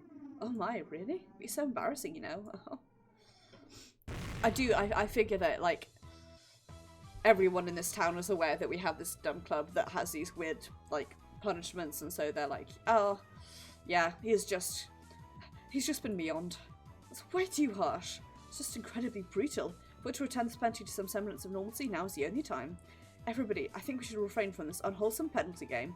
Why on the way back home from school? Do you have to be accompanied by a girl wearing a maid uniform and carrying our baggage? Having them say master? While dragging them around the village in such an embarrassing outfit? Wait, why am I panting? What is this? Hey, let's just make it a normal penalty game. Wait, Keiichi's frozen stiff. I firmly place my hands on Raina's shoulders. No problem with the penalty game. I just have to win. That's right, everybody. Turn to everybody with an idiotic grin, my pearly whites flashing with a brilliant green. Oh, Keiichi, you've come round to the idea, huh? No matter what the penalty game is, there's no reason to be afraid. You just have to win. Right, everybody? Yeah. Yeah. From Mion to Rika, everybody energetically thrust their fists up high. Only Raina seems somewhat undecided, standing there looking flustered. She's a little bit slow, isn't she? If she wins, even for Raina, it's quite a delectable opportunity. Hey, Raina, don't you see this is a pretty big opportunity? Rika or Stoko in a maid outfit coming right to your doorstep? This is a historically great chance, isn't it? Look in her eyes completely changed. She shifted into cute mode. I was waiting for this, Raina. That look in her eyes? Oh, to my doorstep. It's not like Keiichi or Mion wouldn't be good too. Raina, the bi-icon we deserve. The bi-con. Looks like everybody's prepared themselves. Get your memory pads ready. First question, ready? Mion opened up a textbook to a random page and read out a word that caught her eye. First topic is summer break. Warm. It's yet another quite abstract keyword. Well then, let's not worry about it too much and start with something like this. Everybody good? Time to show 'em. Ready? Go. And Mion signaled that everyone simultaneously held up what they wrote. See, what did everyone write? Summer festival, fireworks, mosquito coils? Oh, Reina and I have the same answer. Alright, 2 points. Mistopia's fireworks are pretty good too. Rika's mosquito coil is a very nice seasonal choice as well. All the choices are quite invigorating. It's almost summer break, isn't it? I wonder how we'll spend it this year. Invigorating words that evoke the image of a summer break. Certainly things that enrich the soul. As everybody approaches the soon-to-come summer break, a plethora of dreams should be etched upon their thoughts. By the way, Keiichi, what did you answer? Hurry up and show us. I didn't really write down anything that great. No. Showing us is part of the rules now. Come on. Stop it. Don't look. Homework. The room went silent. Nobody could really follow up that response, as if my impertinent answer had somehow sullied the wonderful dreams of the coming summer break. Keiichi's summer breaks were never fun, were they? It's alright. Let's spend the summer this year with everybody. We won't leave you by your lonesome. Rika gently pet my head. What exactly does summer break mean to me? Summer courses, observing sunflowers, practice exams, special summer focus seminars. I know nothing of hot summers, because I've always been in an air-conditioned cram school. Hot summer, hot summer. I'm absolutely certain I'm misremembering that song. It's been about 10 years since I last heard it. The tears, they... Keiichi's summer breaks were always devoid of hopes and dreams, weren't they? Don't look at me with such pity in your eyes. Don't look at me. This game called Sympathy may be more terrifying than I could ever imagine. Well, anywho, Reina and I get 2 points each. Let's keep going. Next is fish. Salmon. It's my one. So it's fish. Come to think of it, I haven't eaten sushi in a while. By the way, rather than lean tuna, I'm quite the connoisseur on things like flounder. Wonder who I'll match with this answer. Because for a Japanese person, anyone would think of this. Alright, everybody, this time we'll start from mine. Ready, go. Sushi. How about that for an answer? When you see a lively fish, do you want to steam it or grill it? No, to have fresh sashimi is the epitome of cuisine. Rather than like sashimi, however, I'll choose a more amiable term, sushi. That is my cunning ploy. Contrary to the intrepid resolve of my reply, everyone's expression was listless. Oh, that's right. When you say fish, I see. Sushi is tasty, isn't it? Stop talking to me in that consoling tone. Well then, should the rest of us show our answers? Ready, go! Dolphin, whale, aquarium, aquarium. Oh, I was thinking of fish what you could eat. Rika and I have the same answer. That's 2 points. Reina picked whale, huh? Thought about that too, but I ended up picking dolphin. Neither of them are fish. Really? Reina wanted to write dolphin at first, but I didn't think anyone else would write it. Either one of them is very cute. Everybody, excluding me, stopped and stared blankly as their thoughts drifted over the horizon. It seems as if they can hear the wall of the open sea from over there. This means everybody gets 2 points. Well, everybody but Keiichi. Keiichi's answers are worth 0 points, but Reina thinks they were unique and interesting. To immediately think of food when you hear the word fish? Keiichi, you should really be ashamed of how destitute your soul is, huh? To be fair, I also thought of, like, what fish do I like eating the most, and the answer is salmon. Smoked or in chunks, or roasted, or grilled, or pan-fried. It's the best fish. Well, don't say something like my soul is destitute. Besides, what with Mion's and Reina's answers anyway? Those aren't even fish, those are mammals. Objection overruled. Next. What a horrid game this is today. As the games pile on and on, it seems I would be further exposed as a petty human being. The only one who still hasn't earned any points. Want to at least get a point in the next round. Alright, the next topic is Sakura. My brain. Oran High School Host Club. This time I'll do it. Keep your cool, Keiichi Maebara. Don't think what you would normally think. Everybody else here is a girl. Stop thinking like a man. If you write down Sakura and watch you here, you'll only be repeating the tragedies of the past. Show that gastrocentric male sensibility. Just for now, think of yourself as a girl. Girl, you're a girl. I am a girl. Everybody finished writing? Let's do it. Keiichi, if you don't start getting points right now, wouldn't it be a bit dangerous? This time it's perfect. Completely suppress my own instincts. This time I will have a match. No, I will make it a match. Keiichi, you seem pretty confident about this one. You see, this time Reina thought like a boy so I can match up with your answer. Sakura Mochi. I like them too. I wrote it down. Reina and Rika giggled together. Whoa, now is not the time to think with your stomach. Well then, did Keiichi write the same answer as me? I put down Hanami. That's right. When you say Sakura, it just has to be Hanami, yeah? I wrote that down too. Miona's Toka's response was Hanami? Hanami, seriously? It's the kind of event where all gears is getting drunk and doing all sorts of depraved things as a standard, isn't it? Why of all times do you just decide to abandon answering from a girl's point of view? Well then, Keiichi, what sort of girly response did you write down? It's nothing. Let's move on to this next topic. Before I knew it, Rika had circled behind me, was intently reading the memo I'd hidden behind my back. Cardmaster Sakura is written down here. Became dead quiet. The abrupt silence enveloped the room. Would be fine if somebody at least laughed at me or played it off as something dumb, but nobody even flinched. The feeling in the pit of my stomach reached critical mass, causing my once blood-drained flush to face with a sudden wave of heat. Sakura can only mean Cardmaster Sakura, can't it? It's a super popular anime that's broadcast every week on the government-run networks. It's broken through to every demographic from little girls to grown men. You've seen it, haven't you? No, you've definitely seen it. Even I've seen it.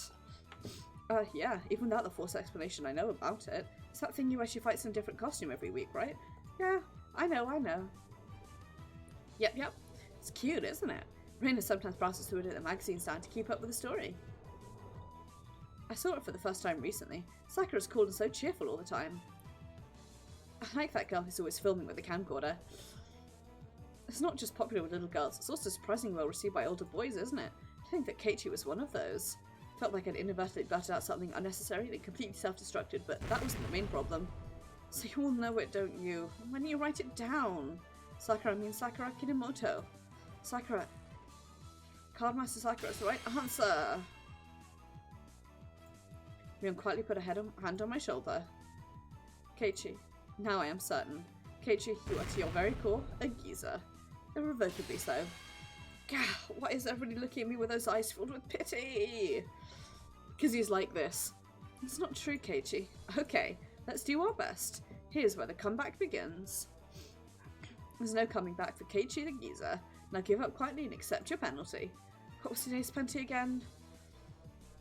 Dressing up as a maid, complete with hairband and garter belt, while carrying around the winter stuff. No. Alright, if you're real members of this club, show me you won't let anybody come back from this disadvantage. Alright, let's keep it rolling.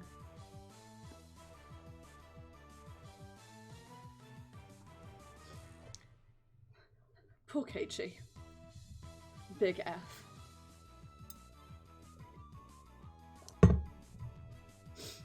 Sorry that I just slammed my glass down very loudly next to the mic on accident.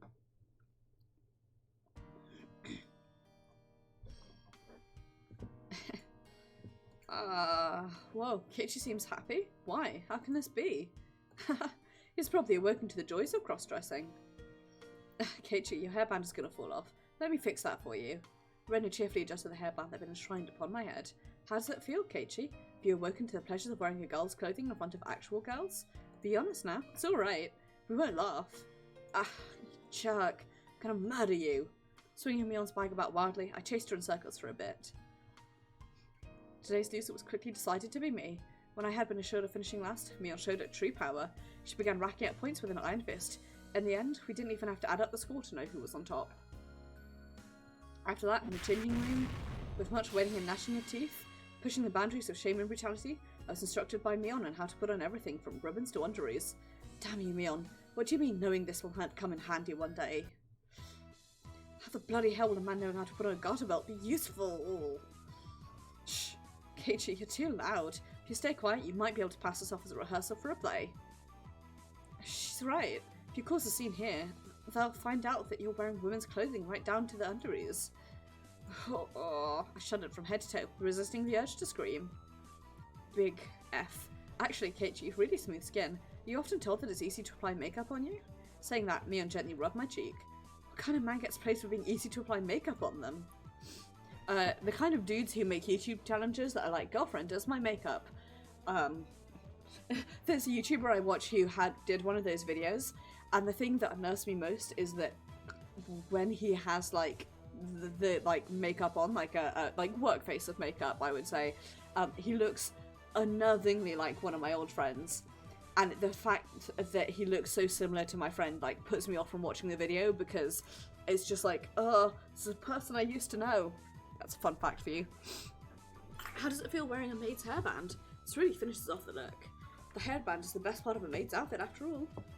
What do you mean finishes off the look? Dumbass! Stop teasing me. Keiichi's embarrassed. Cute. That's right. Men like things like garter belts, right? So how does it feel wearing one yourself? I don't really feel any... Hey, stop it! Don't flip it up. It's tight, isn't it? Can you feel it rub against your skin as you walk? Stop. Don't whisper such strange things in my ear. I'm miserable. Man is... You're turning red. You're turning red. Have you finally realised it? That's right. Right now, Keiichi is exactly the type of maid that every healthy male wants. Stop it, Mion. Really? Why do you have to whisper that right in my ear? Have you ever just wanted to hold a maid close to you? Keiichi, you've currently become one with that maid.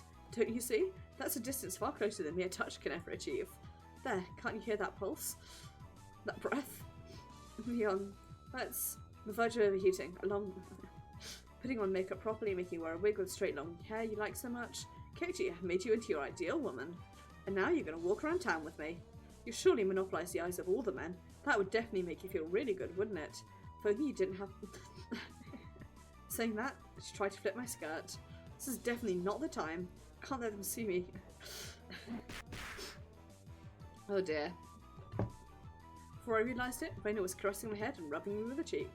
Keiichi, when you're fidgeting like that, you are super cute. I'm gonna take you home. Peeing through Reina's vice-like embrace, I saw Mion laying spread eagle on her back. I see. This must be what Stoke and Rika feel like when they become Reina's prey. After that, it took quite some time to calm Reina down from her frenzy. I'm shaking my head, but I'm also laughing. Later, Keiichi. Today was super enjoyable. You will rue this day, Mion. This disgrace shall be returned tenfold. I'll achieve an overwhelming victory, then condemn you to a public shaming. Only if you can beat me. I look forward to seeing you try.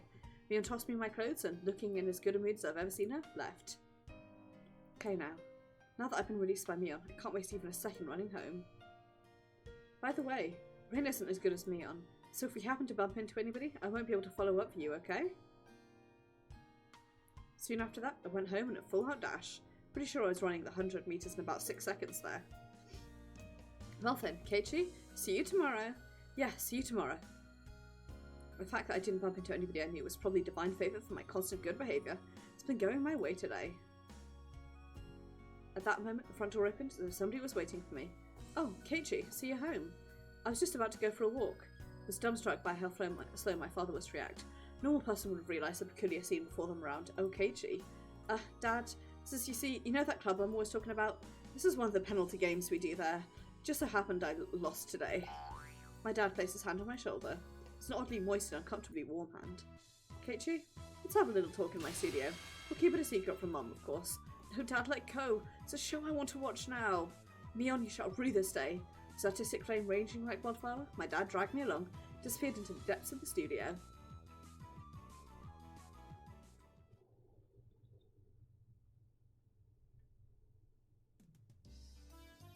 Keiichi, are you home? Oh, you're in the bath. Is that makeup remover? More importantly, what's the matter? Sorry, I have a headache and don't think I can make dinner tonight. I'm terribly sorry, but can you go out to eat with your dad? Mom is a go-get-em superwoman at work, but occasionally takes a toll on her health, so this kind of situation is hardly a rarity. That's fine, but what will you eat? If it's just for myself, I can probably find a way to scrounge something together. Take care. Keiichi, we'll take the car, so hurry up. I was going to say, I suppose they don't have takeout in the 80s. Dad quickly got the car ready. Must be hungry. He really only moves so energetically when it's time to eat. Me too. Sorry to keep you waiting. I think the CG is having some issues, so I do apologise. So, where are we going to eat? I recently found a nice store. Let's go there. My dad usually complains about things. For him to actually praise something is unexpected. I wonder what kind of place it is that he'd rank it 3 stars. As one who seeks away the gourmand, I, Keiichi Maebara, am genuinely intrigued. Okay, yeah. That's the thing I was thinking is I wouldn't be surprised if it was just that this particular PC port had issues. I didn't see any comments on it, but that could just be me. I'm pretty certain I did the installation right, so I'm guessing what's either happened is that the base game has issues, or I messed up when I installed the mod. Both of these are extremely likely to happen.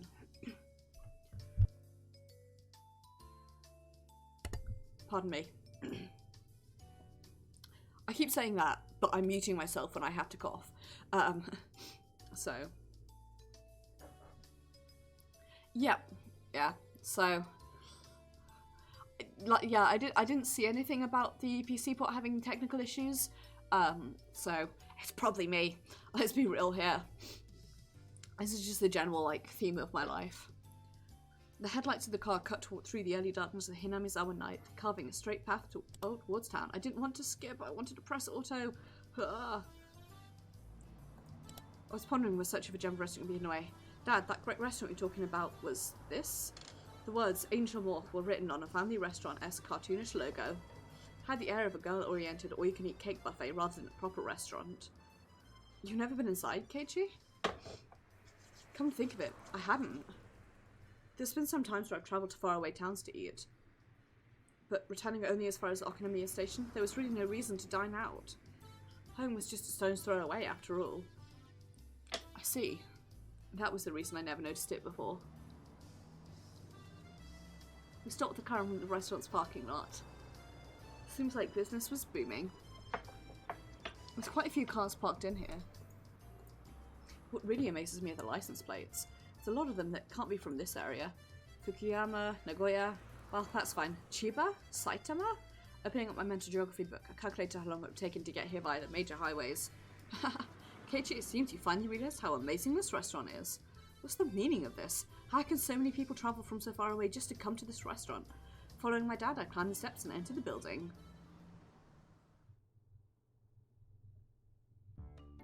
The bell attached to the door battered as we entered, and a waitress soon greeted us. After confirming our party size and whether we wanted a smoking or non-smoking seat, she guided us inside. Dad ordered 2 of the daily specials. Seeing that they were ready-made, so there wasn't much of a wait until our meals were brought to us. Taste was, no offense to Dad, not so different from your run-of-the-mill family restaurant. If you're just talking about the taste, it seems like normal family restaurant fare. Who gives a damn about the taste, Keiichi? See, isn't it great? I see. Just maybe that the food here might be nothing more than average. The demographic of the customers is pretty much all young men. It may call itself a family restaurant, but there wasn't a single table with a family. Those cakes look so good, I want some. That, I want. And yet it was packed. The parking lot was filled with cars from all corners of the country. If they didn't come far and wide to eat this completely mediocre food, then there's only one other reason. Dad flagged down a nearby waitress. Excuse me, the dessert comes to the meal still hasn't come yet? Oh, I'm so sorry. There's a dessert that comes with daily combo A. I've been waiting for quite a while. Oh, my apologies. I'll bring it right away. The apparently rookie waitress rushed off flustered. Dad, could it be this restaurant is... Aren't they great? Waitresses' uniforms here, I mean. Bam. What are you doing, Keiichi? My own father never hit me. I'm your son. Listen, Keiichi, I've never come here with impure intentions. That bell and utterant in eccentric clothing kill effect. It is my artistic muse. I wanted you to feel that. Even you must have learned for this stimulation. That beautiful and attractive and eccentric clothing wouldn't affect. Haven't you? Coming here alone, though, was a bit embarrassing. You understand. That's why I dragged you here. Just blame me. Even if you must condemn me, I wanted you to know this feeling, Keiichi. I need to take a leak. Father has always had a bad habit of trying to hide his embarrassment using incomprehensible nonsense as a smokescreen. I want to believe that this weirdness won't be genetic. Continuing his one-sided rambling, my father stood up and headed to the washroom. Yep. For sure. Definitely me on. Finally, at this time, a feeling of embarrassment welled up inside me. I had nothing to do but go beet red with shame. Waited for them before returned, her eyes alternating between the older slip and the table. Arriving at my seat, she hesitantly tried to say something. More veteran waitress offered some advice from over her shoulder. Just calm down and say sorry for the wait. Terribly sorry for the wait. Right, just like that. Do your best. Whispering that into her ear, the veteran waitress left. This waitress must have just been hired. With an absolute lack of confidence, she moved hesitantly and maybe even somewhat perilously. Just watching her put me on edge. I suddenly watched as he placed his art on the table with an inexperienced hand, but it's just as Dad said, what incredible uniforms these are. They were like a bunny girl plus a maid plus some sort of frilly outfit, all in a perfect ratio. Most certainly a rather dubiously charming kind of fashion. See, to me, I thought this is like... It's like Final Fantasy XIV armor. Just saying. In any case, she in no way appeared to be a proper waitress. What should I do? It's catching glimpses of too many things. Just didn't know where I should look. Wearing something like that walking around the restaurant is as bland as it can be for digestion.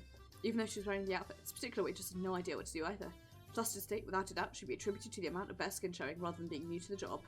Both the waitress and I mutually avoided eye contact. But what a platonically embarrassing feeling this is. The customer, you know? It's right to be more straightforward. That moment, our eyes just happened to meet. Both of us blinked, doubting who we were looking at. What? This is... Mion, is that you? On top of her hair being let down, she was so far removed from her usual confidence-filled attitude. She didn't realise it was her at all. It was Mion. Why is she here? Why are you working at a place like this? I'm helping out at my uncle's store. Come to think of it, I did hear her talk about her relatives have stores in town. She sometimes worked part-time to help them. Oh, it must be a lot of work. Nervous feeling I had dissipated in an instant. Knowing that this was Mion, there was no reason to feel that way. Well, actually, my animal instinct tells me the power balance between me and myself has been turned upside down. That's right, I'm the customer. My position is superior to hers. The humiliation from today's pencil game was cutting through the recesses of my mind. There really is a god. Keiichi has only he has three settings, but really two, ass and dumbass. For him to grant me this opportunity for revenge, noticing the flames of vengeance burning in my eyes, Mion took a step back. But seeing it like this type of clothing suits you very nicely, doesn't it? It's embarrassing, so don't look so much. Confirm my preemptive strike was a clean hit. There's no mistaking that Mion is currently defenseless. While confirming my attack was successful, I simultaneously lined up the combo. Mion, you're pretty big. I'm not reading that out loud. Don't say that. Don't play coy with me. I know that you enjoy drawing all the male attention with that embarrassing getup. I mean, if you didn't, there's no way you'd dress up like that. It's not like I'm doing this because I like to. Is this alright, Keiichi? Aren't you taking this a little too far? Even if it's payback for humiliation during the day, isn't this too much? Hey, shut up, logic. To pay back Mion tenfold is a chance you'll hardly ever get. Wearing this kind of part where you can always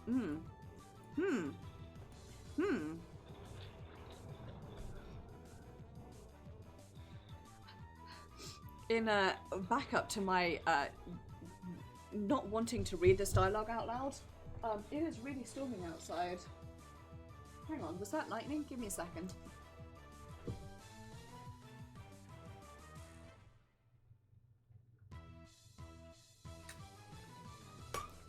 Either someone's lights are flashing, or we just had a lightning. Just what we need, right? Sick and storm, and one of the major bridges in and out of the city surrounded by a river. So I do apologise if you can hear really loud rain over the mic. It's because I sit right next to the window. And yes, absolutely agree. Please forgive me. I want to take you home. It's really creepy. Entering a version of Raina's cute mode, I was going until I had no regrets. I was going to complete this verbal revenge for today's events. Spare you the rest for today. Seems that Mion's neural circuits are completely shorted from the embarrassment. Might have teased her a little too much, or so I thought, but such a meek Mion is something you hardly ever see, so this was good for now. Leaving aside what exactly was good, I never knew. To think that the high and mighty Mion would have a hard time being a waitress. This is such a surprising side of you. I want to show this to the Mion from this afternoon. Actually, I want to show Reina and the others. Reina will definitely flip out with joy. Do you think she'll say she wants to work here? It's wrong. I could never imagine in my wildest dreams that such a cute outfit would suit you, Mion. I'm saying that's wrong. While turning bright red, Mion finally spit out the words that were lodged in her throat. What do you mean that's wrong? I'm not Mion. What? I was taken aback at Mion's confusing words. If you're not Eon, then who are you? You're Mion Sonozaki, right? I'm sorry, should have said this earlier, but my name is Shion Sonozaki. Mion is my older sister. Maya's unconsciously winded with surprise from this brazenly crazy talk. Mion, probably thinking that there was no way such a far-fetched excuse would work, turned bright red while fidgeting nervously. Shion Sonozaki? Yes, I'm often mistaken for my sister. But when we met, you had the kind of response that you wouldn't make if we were meeting for the first time. That's because my sister was always talking about you, so I knew who you were. A little bit of a cringeworthy excuse, that is. But when I looked at Mion's eyes, which begged me to believe her, the urge to tease completely subsided. To us, Mion had to be a leader who was normally overflowing with confidence, a guiding force. If I was to lash out at that Mion, I would have ruined something I shouldn't have. That was something I would never wish for. So I understand. This foolishness here is something very different from the everyday Mion. That's why she's Shion. I see. In that case, I'm sorry. Oh no, as long as you understand. My sister has a lot of enemies, you see. Well now, she's self-aware of that fact now, is she? As I unintentionally laughed aloud, Shion laughed with me. Shion, is this your first time being a waitress? Doesn't seem like you're used to it. Actually, today is, Keiichi's my first customer. A little flustered after saying that, she quickly asked if it was okay for her to refer to me the same way her sister did. Seeing that blatant quirk was so cute, I couldn't stop laughing. So, you said you've worked part-time in your uncle's store before? I thought you would have been more used to it. Oh, I have other relatives that run shops. That's why this is the first time I'm helping the uncle that owns this place. See, makes sense. Anybody would be tentative doing a job they weren't used to. Does Mion ever help out at this store? Oh, my sister, you see. She's not good with these cutesy things. I know what she's trying to say. That's right. Mion is more suited for cool things. So I think having you help out here was the right choice. Huh? Shion asked, probably thinking she misheard me. Uniform, it would never suit somebody like Mion. But for Shion, I think it works. Huh, you mean that, Shion, like Reina often does, spaced out and turned bright red. What does that mean exactly? At least for this moment, I felt like the Shion character actually existed. Because there was no way that Mion I knew had this side to her. That moment, realised the more veteran waitress was waving at us from across the room. Sonozaki, you can take your break now. Okay. Mion finally returned to her senses. Seemed as if it was time for her to take a break. Well then, I'll take my leave. It was fun talking to the infamous Keiichi. Sorry for mistaking you for Mion and teasing you. Please tell Mion I will have my revenge one day. That thing where you were forced to dress as a maid and walk around outside, right? Devilish laugh and smile, it was exactly the same as the one I knew. That's right. Tell her that I will return the favour for the total humiliation I suffered. And I will have another throat lozenge because I've got something stuck in my throat.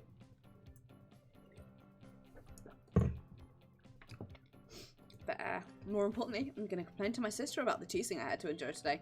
My sister will have my revenge during your club activities. Bring it on. I'll get her before she gets me.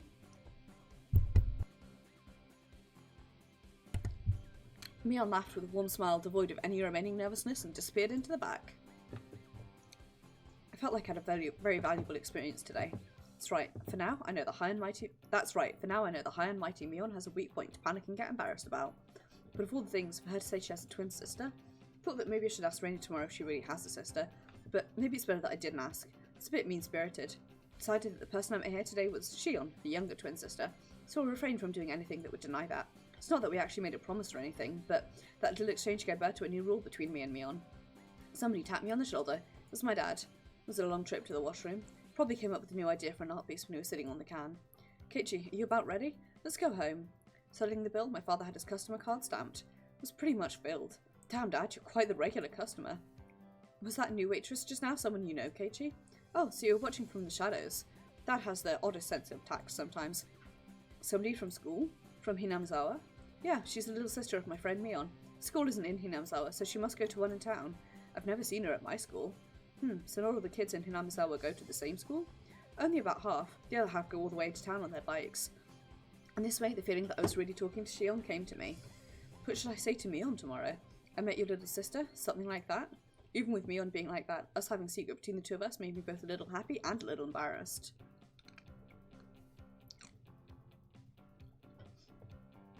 I think I cosplayed Shion once.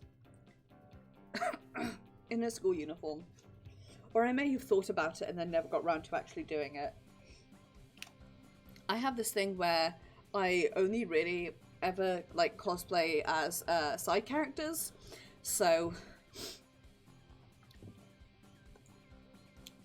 Never cosplay as a main character from a game. I'm allergic to it. Actually, that's a lie. I've cosplayed as a main character twice, but the first time was technically before she became a main character, so you know. Huh? Mion's family? Yeah, more broadly, I was just wondering if she had any brothers or anything. I was actually wondering whether her younger sister named Shion really existed, and my curiosity got the better of me, so I quietly asked Satoko about it. I wonder. She might not. She wasn't being very clear about it. Has Satoko never gone over to Mion's house to play? This is true. I think at the point that I was at in the manga, she was not one of the, like, protagonists. But I also, I cosplayed so much when I was younger, I genuinely can't remember all the characters I've cosplayed now. So I think I may have thought about it and planned it and then never done it in the end, knowing me. But I do prefer cosplaying side characters in general, or characters from really obscure, smaller games or books that nobody's ever heard of. Because that's who I am, I'm a fucking hipster. From your reaction, I guess you've never met any. Yes, I've never seen any of her relatives except for her grandmother. As far as I could tell, there were already dark clouds over the Shion is real theory. Rika would know more than I. You do well to ask her. Soko waved to Rika, who was basking in the sunlight. Rika, do you know anything about Mion's family? Rika was surprised at the sudden question. Mion has a big family, so I don't really know everything about them. That many, huh? For example, is there someone named Shion Sonozaki? Well, I might have heard wrong, so she might not actually exist, but... You mean she? Shion exists? Huh? Yeah.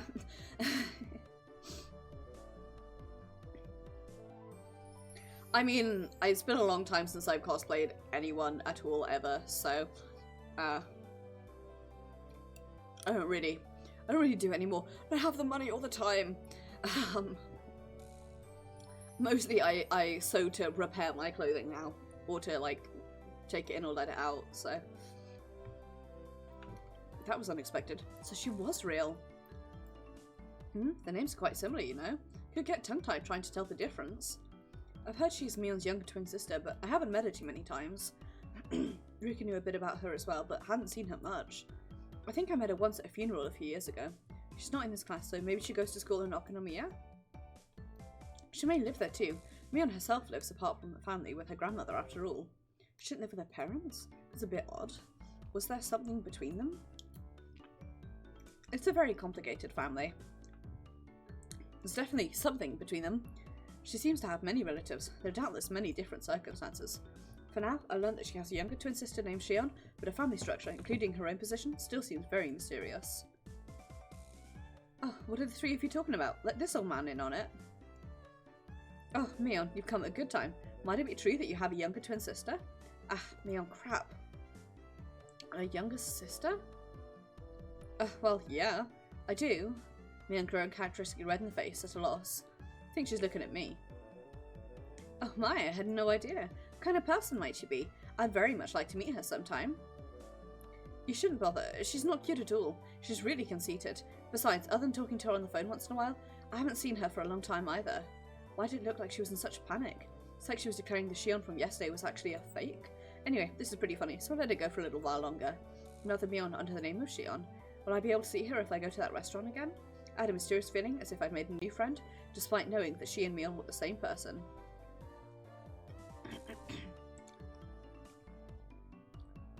A new friend, huh? She and Mion are the same person, huh?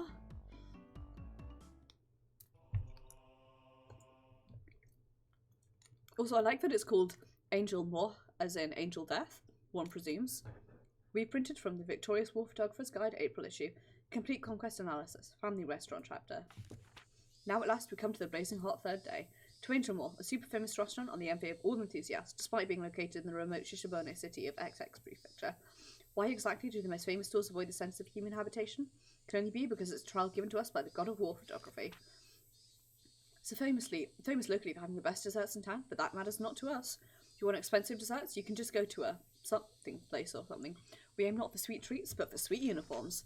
The fragrant aroma of, Basui's obligatory waitress uniforms. All the other restaurants with cute uniforms all across the country. War photography hunter? Oh, wait. Sorry for the hiccup there in the middle of that sentence. The smoking areas are the real superpositions. Aim for your chance at them with the tenacity of an octopus. Yesterday, I failed to get seating. Today, I will aim for the ultimate golden seat, the corner box in the smoking area. Otaku woman non-smoker, so I'll procure a spot in the smoking area and set up camp there. As expected, Ryu the hunter. He's saying his victory was decided the moment he chose the seat. In actuality, Ryu used the same tactic during the grand opening of Akihabara's and succeeded in getting busting nuts. Back then, he also went early in the afternoon, just after the lunch rush. Not only did he find his target seat empty, he also obtained it with ease. By utilising tricks such as ordering little at a time, he effectively increased the number of opportunities for engagement, carefully scoping out his chance for a picture. But as if cursed by that from the day before, the god of war photography did not smile upon him. After suffering successive firm defeats until 3 PM, he finds no chances coming his way. And after 4 PM, a man began to take his orders. Looks as though he'd been seen through. It is the rule of a hunter to withdraw with grace once marked. My aim was perfect, but the full technique I used at tier 30 seemed to have backfired. Maybe they were worried since I sat in a booth and left my bag on the floor. My camera was already hidden in my travel bag and might fossilise in there. If there were 2-digit engineers involved for sticking here half the day, I'd have a high encounter rate.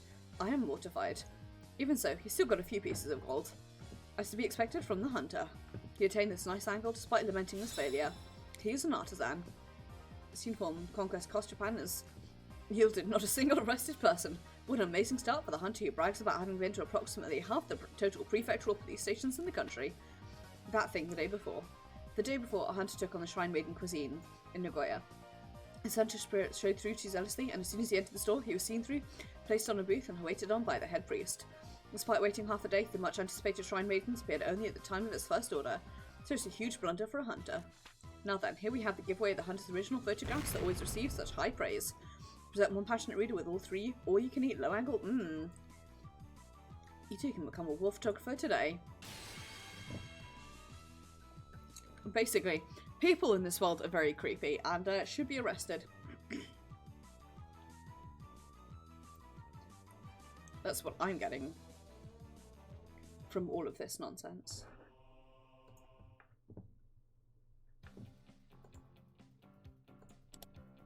This music is very funky.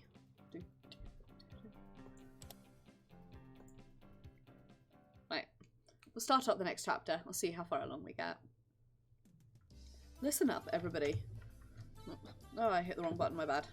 If you don't take cooking seriously, somebody's gonna get hurt. This is part of your education as well, so don't fool around and do it seriously. A lazy yeah wafted in from the class in response. Half the school day today was going to be home ec class. Plan was for everybody to make curry rice and give it to the forest rangers who let this building be rented out as a school.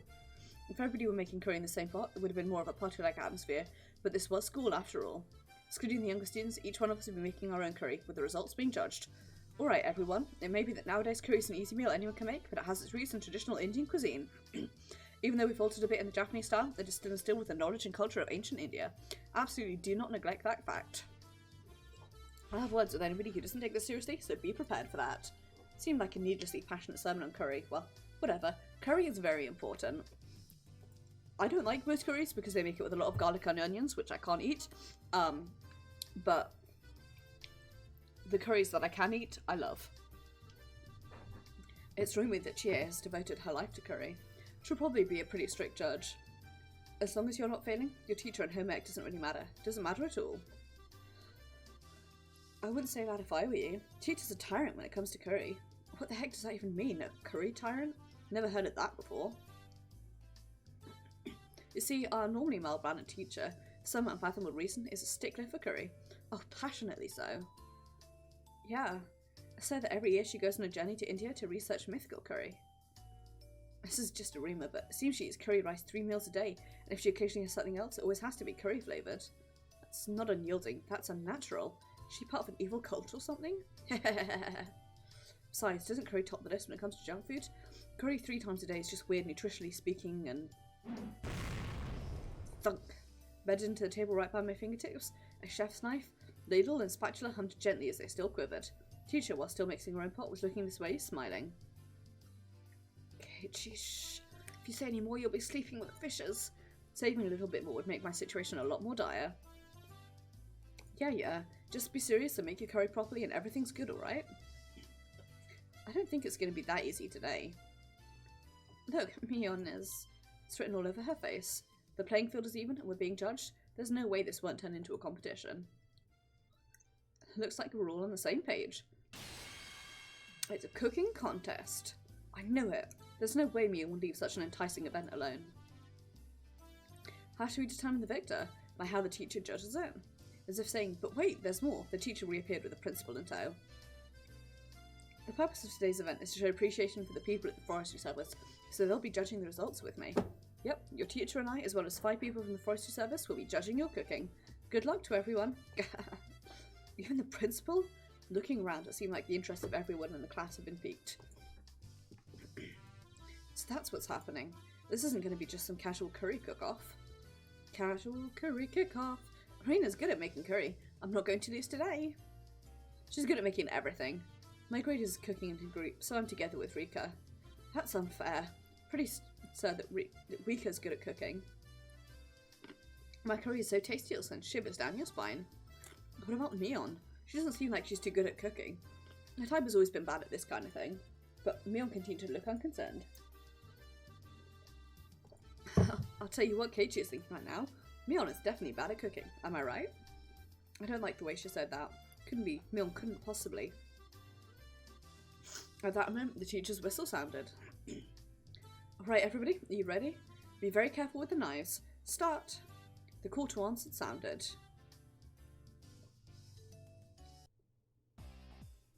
We had to use an outdoor kit to cook the rice, but it wasn't that difficult for a camping vet like me. Put the rice into the canister, push your palm to the bottom, and fill with water to just above the wrist. Are you alright with only that much water? If you don't put in more, it could be bad. Filthy liar. If I put in any more, I'll just be left with some half-cooked porridge. Stucker, that's meant to be a trick, it won't work. I'm used to cooking rice with these utensils. First it starts to bubble, then the steam starts to puff, and don't take off the lid no matter what. Keiichi, you're amazing. This is a little unexpected. Did you learn this at summer camp? My dad really likes to go camping, see? Whenever summer comes around, our family goes a lot. So this means everybody's good at cooking the rice. In other words, the critical part of this challenge will be the curry. Curry is Rika's specialty. We'll cream you all. You lost me at Rika's. Why don't you help with the cooking too? Maybe Stoko is helping the most by doing nothing at all. Eep. The ends justify the means, I just have to win. That was a pretty malicious comment for Reina. Stoko took it hook, line and sinker. Reina could only apologise between fits of laughter while Stoko chased her around. Well now, should we move on to the curry? For now, the battle truly begins. After rinsing off the carrots, potatoes and other standard vegetables, I grabbed the knife. What will today's curry taste like? As Reina hummed along, her well-practiced hands wielded her knife. The rhythmical sound of the knife hitting the cutting board harkened to kind images of days long past. Simply put, it was perfect. So calm and practice, I seriously don't stand a chance. I looked over at Stoko and Rika. Stoko was in charge of washing the vegetables, while Rika was in charge of peeling them. That's what I heard being discussed, but Rika's knife skills is something else as well. She was happily rotating the potato and peeling it quite quickly. On top of that, the peel spanned the entire potato. What was that called again? Katsuramuke?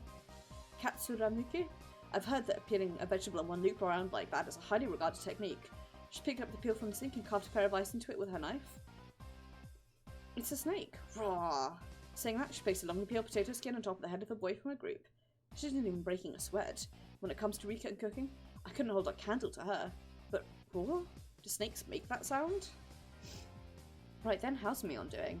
She's definitely just fumbling along. There's no way she can peel a potato so effortlessly like that. Effortlessly. Absolutely no way. This can't be. You've got to be kidding me. This is a trick. She's using special effects. Where's the wire? She's definitely using a wire.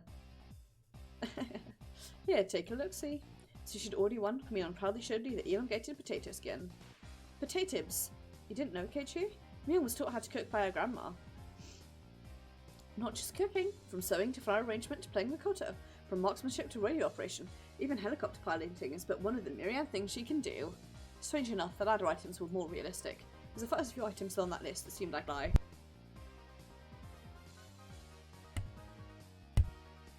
I almost didn't unmute myself there and would have cried. She's actually really good at cooking. It's just such a hassle that she never does it though. Damn it. I'm also really good at cooking, especially Chinese food. Keiichi, boiling something and pouring it into a bowl doesn't count as cooking. Shot down before I could even say it.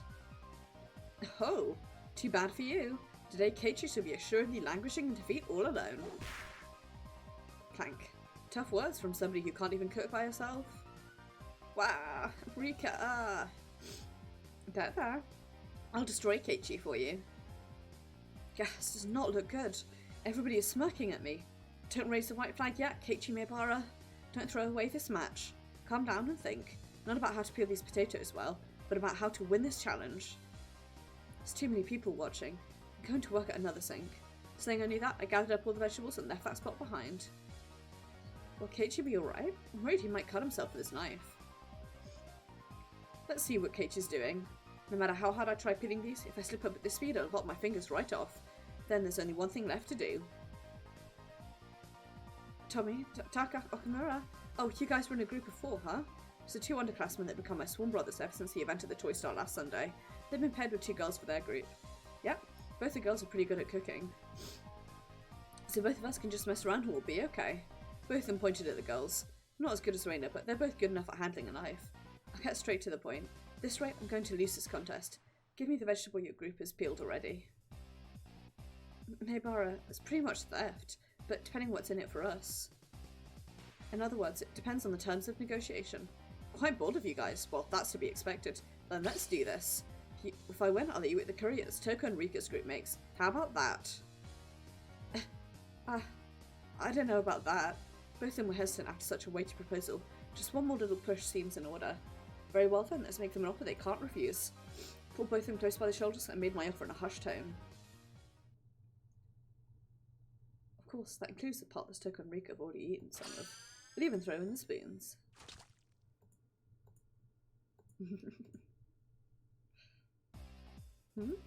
Keiichi is also pretty good at this. Those are some very nice potatoes.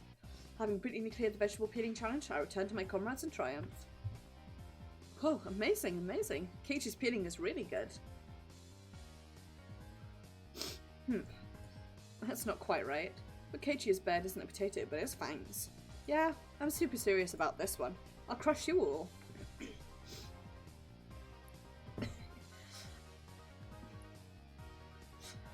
Keiichi is the garbage man. He really is. As in the man who is garbage, not a man who takes out garbage. I've been finished with preparing the vegetables. Next is to boil a pot of water, then add the vegetables in order of which takes longest to cook. I learned this part from my mother when we went camping. But just cooking in order probably won't garner a lot of points. Looking over at Reina, she had a variety of vegetables cooking together in a delicate balance. She wasn't being ambitious or calculating a way to win the game. She was making delicious food with her mother's touch. I'm feeling I could somehow compete with Mion in terms of technique, but I would be no match for Reina. She was way out of my league. My mother makes curry, you see. She always uses lots of ingredients. That's why Reina's curry uses a lot of ingredients as well. I really wanted to take all night and do it nice and slow. I beg you, will you please chill just a little with my curry? No. This is one of our club activities. Reina won't lose. When she enters club mode, even the normally kind Reina becomes an enemy. Sorry, my throat's clogging up a bit. Looks like Rika's cooking apples as well. She's like a pro at this. How about Mion? Mion, you... The heck is that? Where'd you get meat from? I predicted what we'd be doing today by looking at the schedule, so I prepared accordingly. My curry is going to be marvellous. On closer inspection, it looks like Brion bought her own vegetables and spiced and other ingredients. They're spread all over the place. Leon, just for today, you brought all this stuff from your house? Objection. Chie, there's no way this is allowed, is it? Objection overruled. As long as it makes for delicious curry, anything goes. I'm really sorry for the, intense throat clearing that I'm doing. I do apologise. For that normally serious teacher to go so far as to append a star to the end of a sentence. Just as the rumour said, she's a through-and-through curry freak. Reina and Rika are naturally gifted chefs. I've come with the thorough preparations. And, Keiichi, what about you?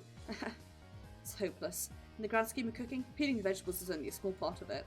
Hurdles I must overcome are just too numerous and too high. Maebara, over here. Turning around, I saw the voices calling me belonged to the 2 underclassmen from earlier, Tomitaka and Okamura. What's up, you guys? What's up with that pot? Is that from your group? Switch this with your pot before somebody notices. I think that the curry the girls from our group at the very least is better than what you could make. You guys, for me? Don't get the wrong idea. If you don't win, then oh, that's right. If I don't win, then the talk of eating Stoke on Rika's curry goes right out the window. Seems like you guys are getting riled up about this too. Sorry, I'm in your debt. But I'm surprised the girls in your group agreed to this. Nobara, we're also serious about this. Fitting on day duty 3 times. These guys, to assure me victory, have paid the price. Gaze filled with burning conviction from my underclassmen. Yeah, I'm not fighting this alone. I'm fighting this with everyone. Leave it to me. Save some room, boys. I'll definitely let you eat your fill. We shall be eagerly awaiting your victory. It's a gas stove, so controlling the heat is easy. All that's left is to let it stew a bit. Delicious smell of curry began wafting upwards. Hot gifted to me and my 2 underclassmen certainly drew some double takes. Reina even looked surprised when she came to take a look, so it must be pretty good. Keiichi, you're pretty good. Looks like this would be a good match right to the bitter end. Reina wants to eat Keiichi's curry.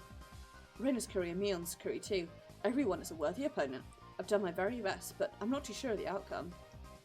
Keiichi, Rika's calling you. Go see what she wants. What? Rika's calling me? What could it be? Well, whatever. While I'm at it, I can gather some intelligence on the enemy. Rika was doodling on the ground in front of the pot, because all that's left is to let it stew. Even then, it's good to know that she doesn't leave the stove unattended. Hey, Rika, how's yours doing? It's Mr. Curry. Huh? Rika was doodling something strange and introduced it as Mr. Curry.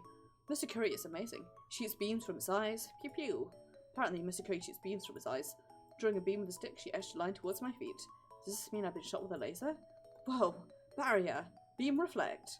Took another stick in my hand and reflected the beam, striking Mr. Curry.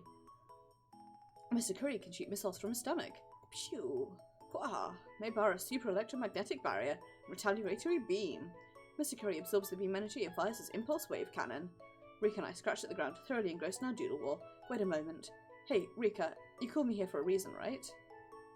Yes, I called you, but I've already fulfilled my purpose. Well, at that moment, a chill ran up my spine. Already fulfilled her purpose? They got me. Headed back to my pot, standing there just as I feared was Toko. No questions asked, I drop-kicked the back of her head. What do you think you're doing? You know better than to do that to a lady's head. Who cares about that? Soko, did you mix something in with my How impertinent. I haven't fallen that far. Despite what you may think, I'm a fair person, you know. Then what's this incomprehensible line of ladles and plates? Leaving them all in these unstable positions. If they fall over, what will you do? That moment, a gentle breeze blew by, knocking over a ladle that was stood up on its end. The ladle, like a domino, fell over and knocked over the next cooking utensil in a row. This is art. Come to think of it, Domino World Record Challenges were quite the rage on television a while ago. Keiichi! Frying pan! Didn't even have time to react. Chain reaction knocked over a cutting board, then a frying pan. The next after that was my pot. Fry pan stuck in my pot full force, tipping over. Contents cruelly spilled out, and now my masterpiece was being sampled by the schoolyard. I stared, dumbfounded. Such a beautiful and elaborate mousetrap that for a moment I lost touch with reality. Oh my, this is a catastrophe. Didn't do anything, you hear me? Oh ho! Right last moment, I'd let my guard down. I ignored the culinarily incompetent Stoko for far too long. Even if she couldn't cook, Stoko still had this method of fighting back. Just then, Reina, who'd been sampling her own pot, let out a scream. What? Reina's curry is salty? Salty? Was Reina also sabotaged? Then what about Mion? My rice is salty. Been had. Oh ho ho. With this, all the obstacles in my way have been taken care of before the fight even begins. All that effort wasted. So sad, so sad. So very, very sad. Rika and Stoko rubbed my dumbfounded head to their heart's content. Pushing the desk together, it was about time for the meals to be judged. Delicious odour of curry spread through the courtyard. Members of the forestry service, to whom we owed gratitude for their daily work, were guided to their seats.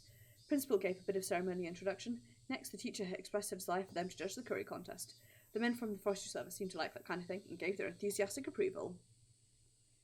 Well then, is everybody finished? We'll now have all the judges sample your cooking. Everybody in the class brought up their painstakingly made curry and arranged them on the desk. Only club members who managed a decent result were Rika's group. Knowing full well it was a failure, Reina plated a curry for the judges. She already knew she was going to get a low score. But at least she was still able to serve hers. Both Mion's and my curry were completely obliterated, so we couldn't even line them up on the table. Judges started from the curry made by the lower grades. They had a lively discussion praising the food. Finally, it was our curry's turn. Next up, it's Ryugu's curry. Yes, this looks quite appetizing. Principal cheerfully shoveled a spoonful of Reina's salty curry into his mouth. Of course, his expression immediately changed. Oh my, what happened, Ryugu? Seemed so delicious when you were cooking it. Chie must have had some expectations, judging from their disappointment. I'm sorry, I might have added a bag of salt by accident. The rest of the judges grimaced after they each had a bite. I feel sorry for them. Failure is but the seasoning for success. Looking forward to next time. Do your best. Saying that, the principal devoured the rest of the oversalted curry in one go. Truly, a man amongst men. Reina was down and out. Her offensive capabilities were something else, but she was defeated due to her weak defense. Well then, please savour our curry next. I see that Furude-san group put a lot of effort into their curry. Let's see here. Simple, but very nicely done. There was also the incident with Reina's salted curry right before this, so the judge's assessment was extraordinarily high. Maybe not just extraordinary, but perhaps today's forerunner? Judges began a heated debate.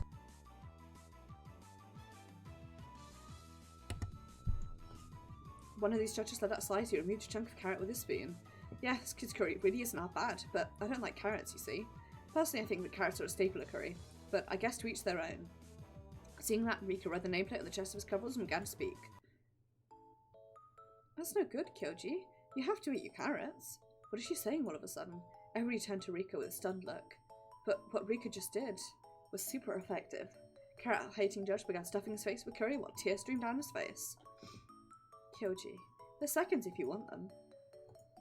While crying like that, he continued to shove curry in his mouth.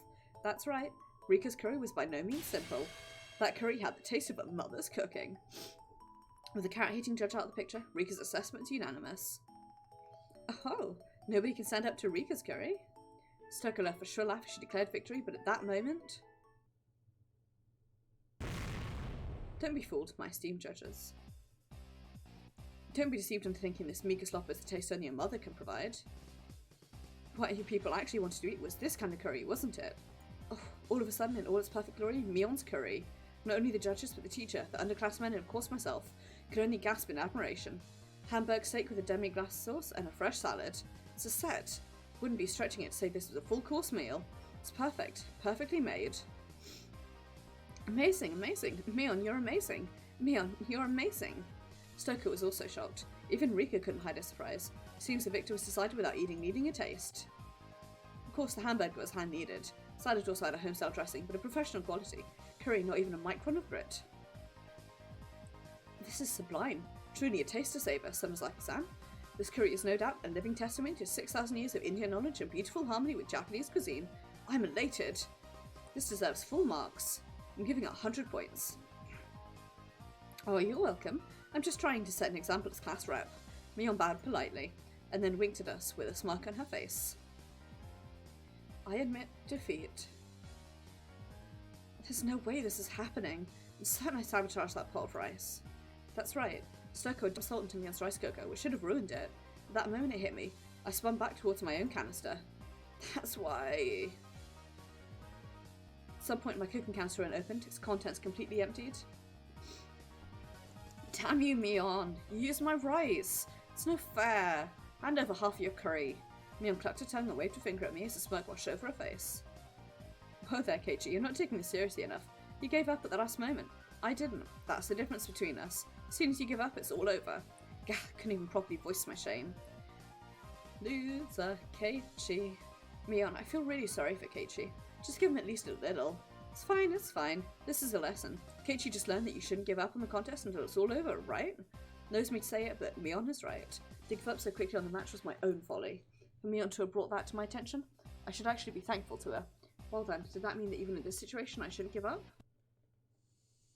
My curry was overturned while it was still in the pot. I don't even have rice left. How in the blazes am I not supposed to use hope in this situation? Meibara.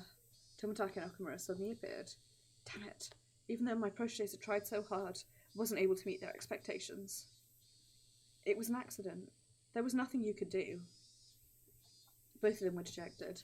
Gah, couldn't accept defeat so easily. I was their senior. What would I be if I didn't pick up the broken pieces of the dream I'd shown them? I just learned it from Mion now, didn't I? Don't throw away the contest. Not until the last moment. Think, Keiichi Meibara, think. Not about how to make more curry, about how to win the match. I had an idea. Didn't think it could turn the tables, but it was better than nothing. Tomitaka, come wash your hands. Help me out. Okamura, there's something I want you to find. Okay, gotcha. Both of them dispersed after receiving these instructions. Oh? How is Keiichi gonna flounder about at the end? Why don't you show me? Nobody likes a stubborn fool, you know. Shut up. Just sit there and watch the last card I have to play. First off, Mion, I'll be taking some of your rice. Won't let you say no. I don't really care. It's salty after all. It's okay if Reina helps too, right? Keiichi is in trouble right now. Hearing you say that is very reassuring. Well then, Reina, go make some tea. He doesn't trust me. Next, Satoka. Also Rika. I challenge you to a side bet. What did you say? We'll listen to your request. This is my duty to my two protégés who shed blood, sweat, tears for my sake. Satoka, Rika, if I receive a perfect score, we're taking your curry. Nothing for you to eat. You need to know when to stop joking around. You're giving a big no to that. No, it's alright, Stoko. Take him up on it. Firmly patting the top of Stoko's head, Mion said those words with the gravitas of a club president. You handicapped him this much, didn't you? There's no way you can make up for that. So meet him head on. No matter how hard he struggles, he's not going to make a comeback. Right? Maybe true, but I don't mind. Keiichi, go for it. Yay. That yay read really unenthusiastic to me, so. Judges seem to be growing tired of sampling the various curries, with debating each entry. From what little I overheard, it seems that Mion's impending victory was not in question. By the way, what happened to Maebara's curry? I still haven't tried it yet. Yeah, the pot with my curry in it fell over. Is that so? It's a real shame. I may have lost my curry, but that doesn't mean I've lost this contest. I'll have everybody singing my praises.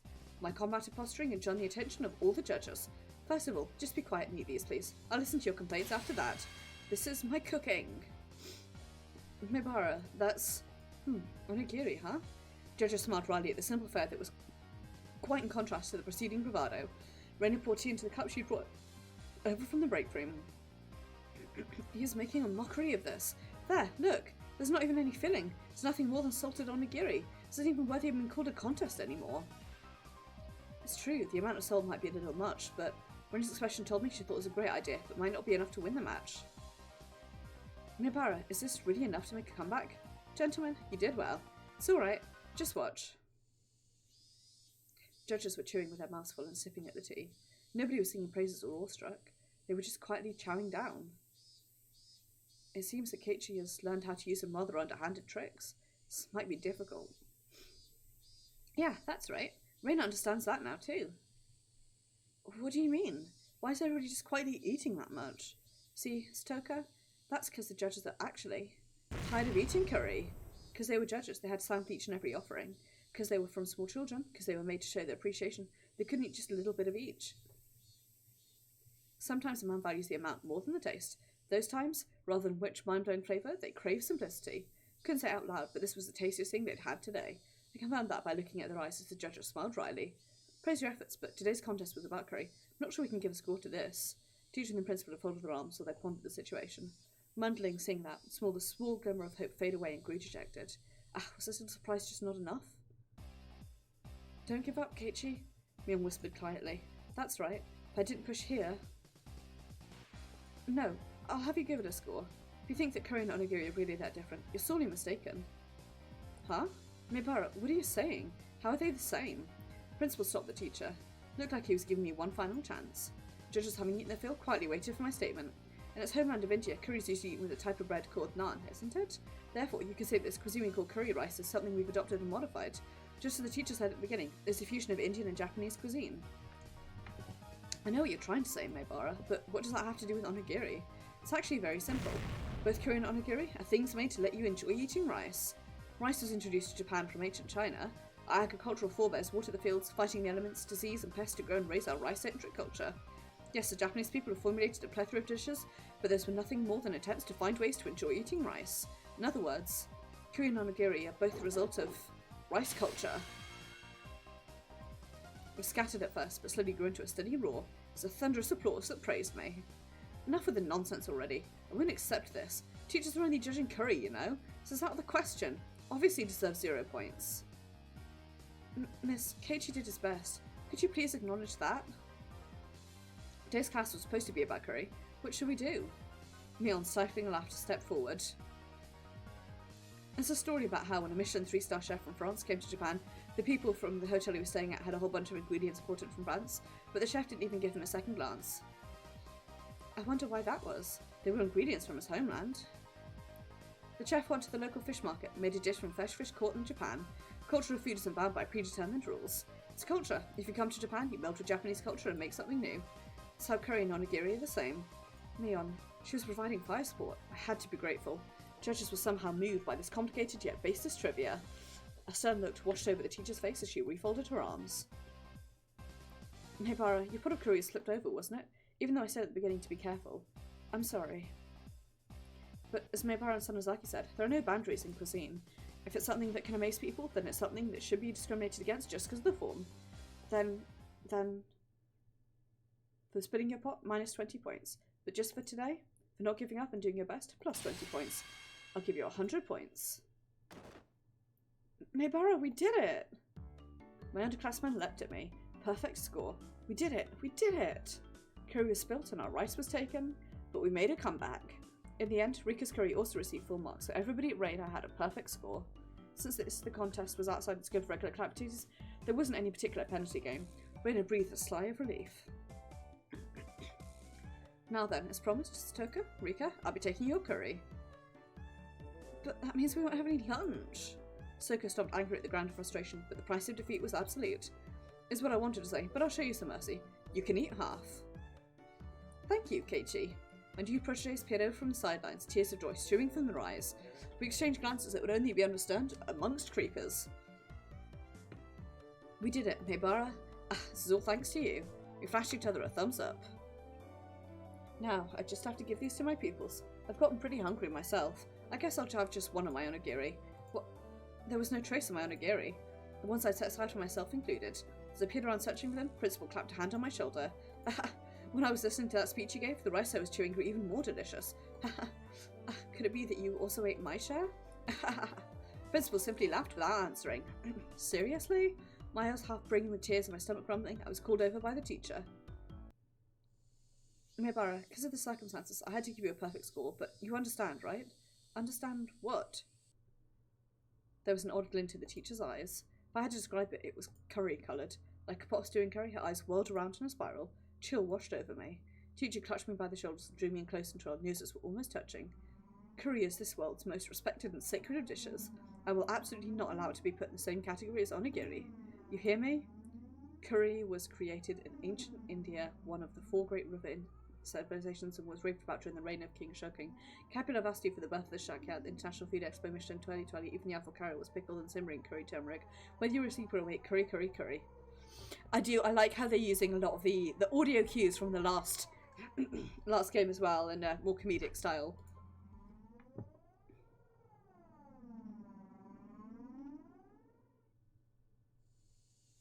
Hey Keiichi, what are you stumbling around for?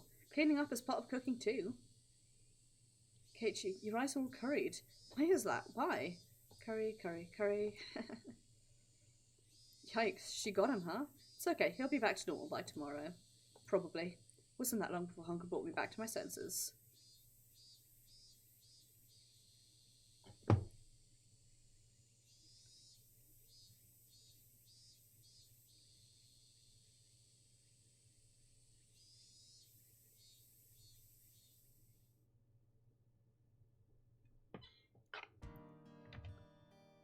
But guys, seeing as that is nearly 11 o'clock, and my throat really hurts, I am going to end stream here. I want to say thank you very much for watching. It is very, very much appreciated, and I do hope that you enjoyed it. I will be streaming Dishonored 2 this Saturday. It will be continuing where we left off last time, wandering around the Abbey and extracting our revenge. And picking up collectibles too. Then on Sunday it will be Destiny 2, where we're going to be doing some of the older Strike content, so if you want to watch me do old content in an older game, please do come along. Tuesday will be Final Fantasy 14, it's reset day, so we'll be hanging out, having fun, and chilling. And then next Thursday will be more Higurashi, where I am certain absolutely nothing can go wrong. Although I am enjoying this so far, I am really enjoying it, so hopefully by next week I'll be completely over this cold and I'll be able to read out properly and not have to mute myself every 30 seconds to have a coughing fit. But either way, take care everyone, have a wonderful evening, do take care of yourselves, and I shall see you guys on Saturday.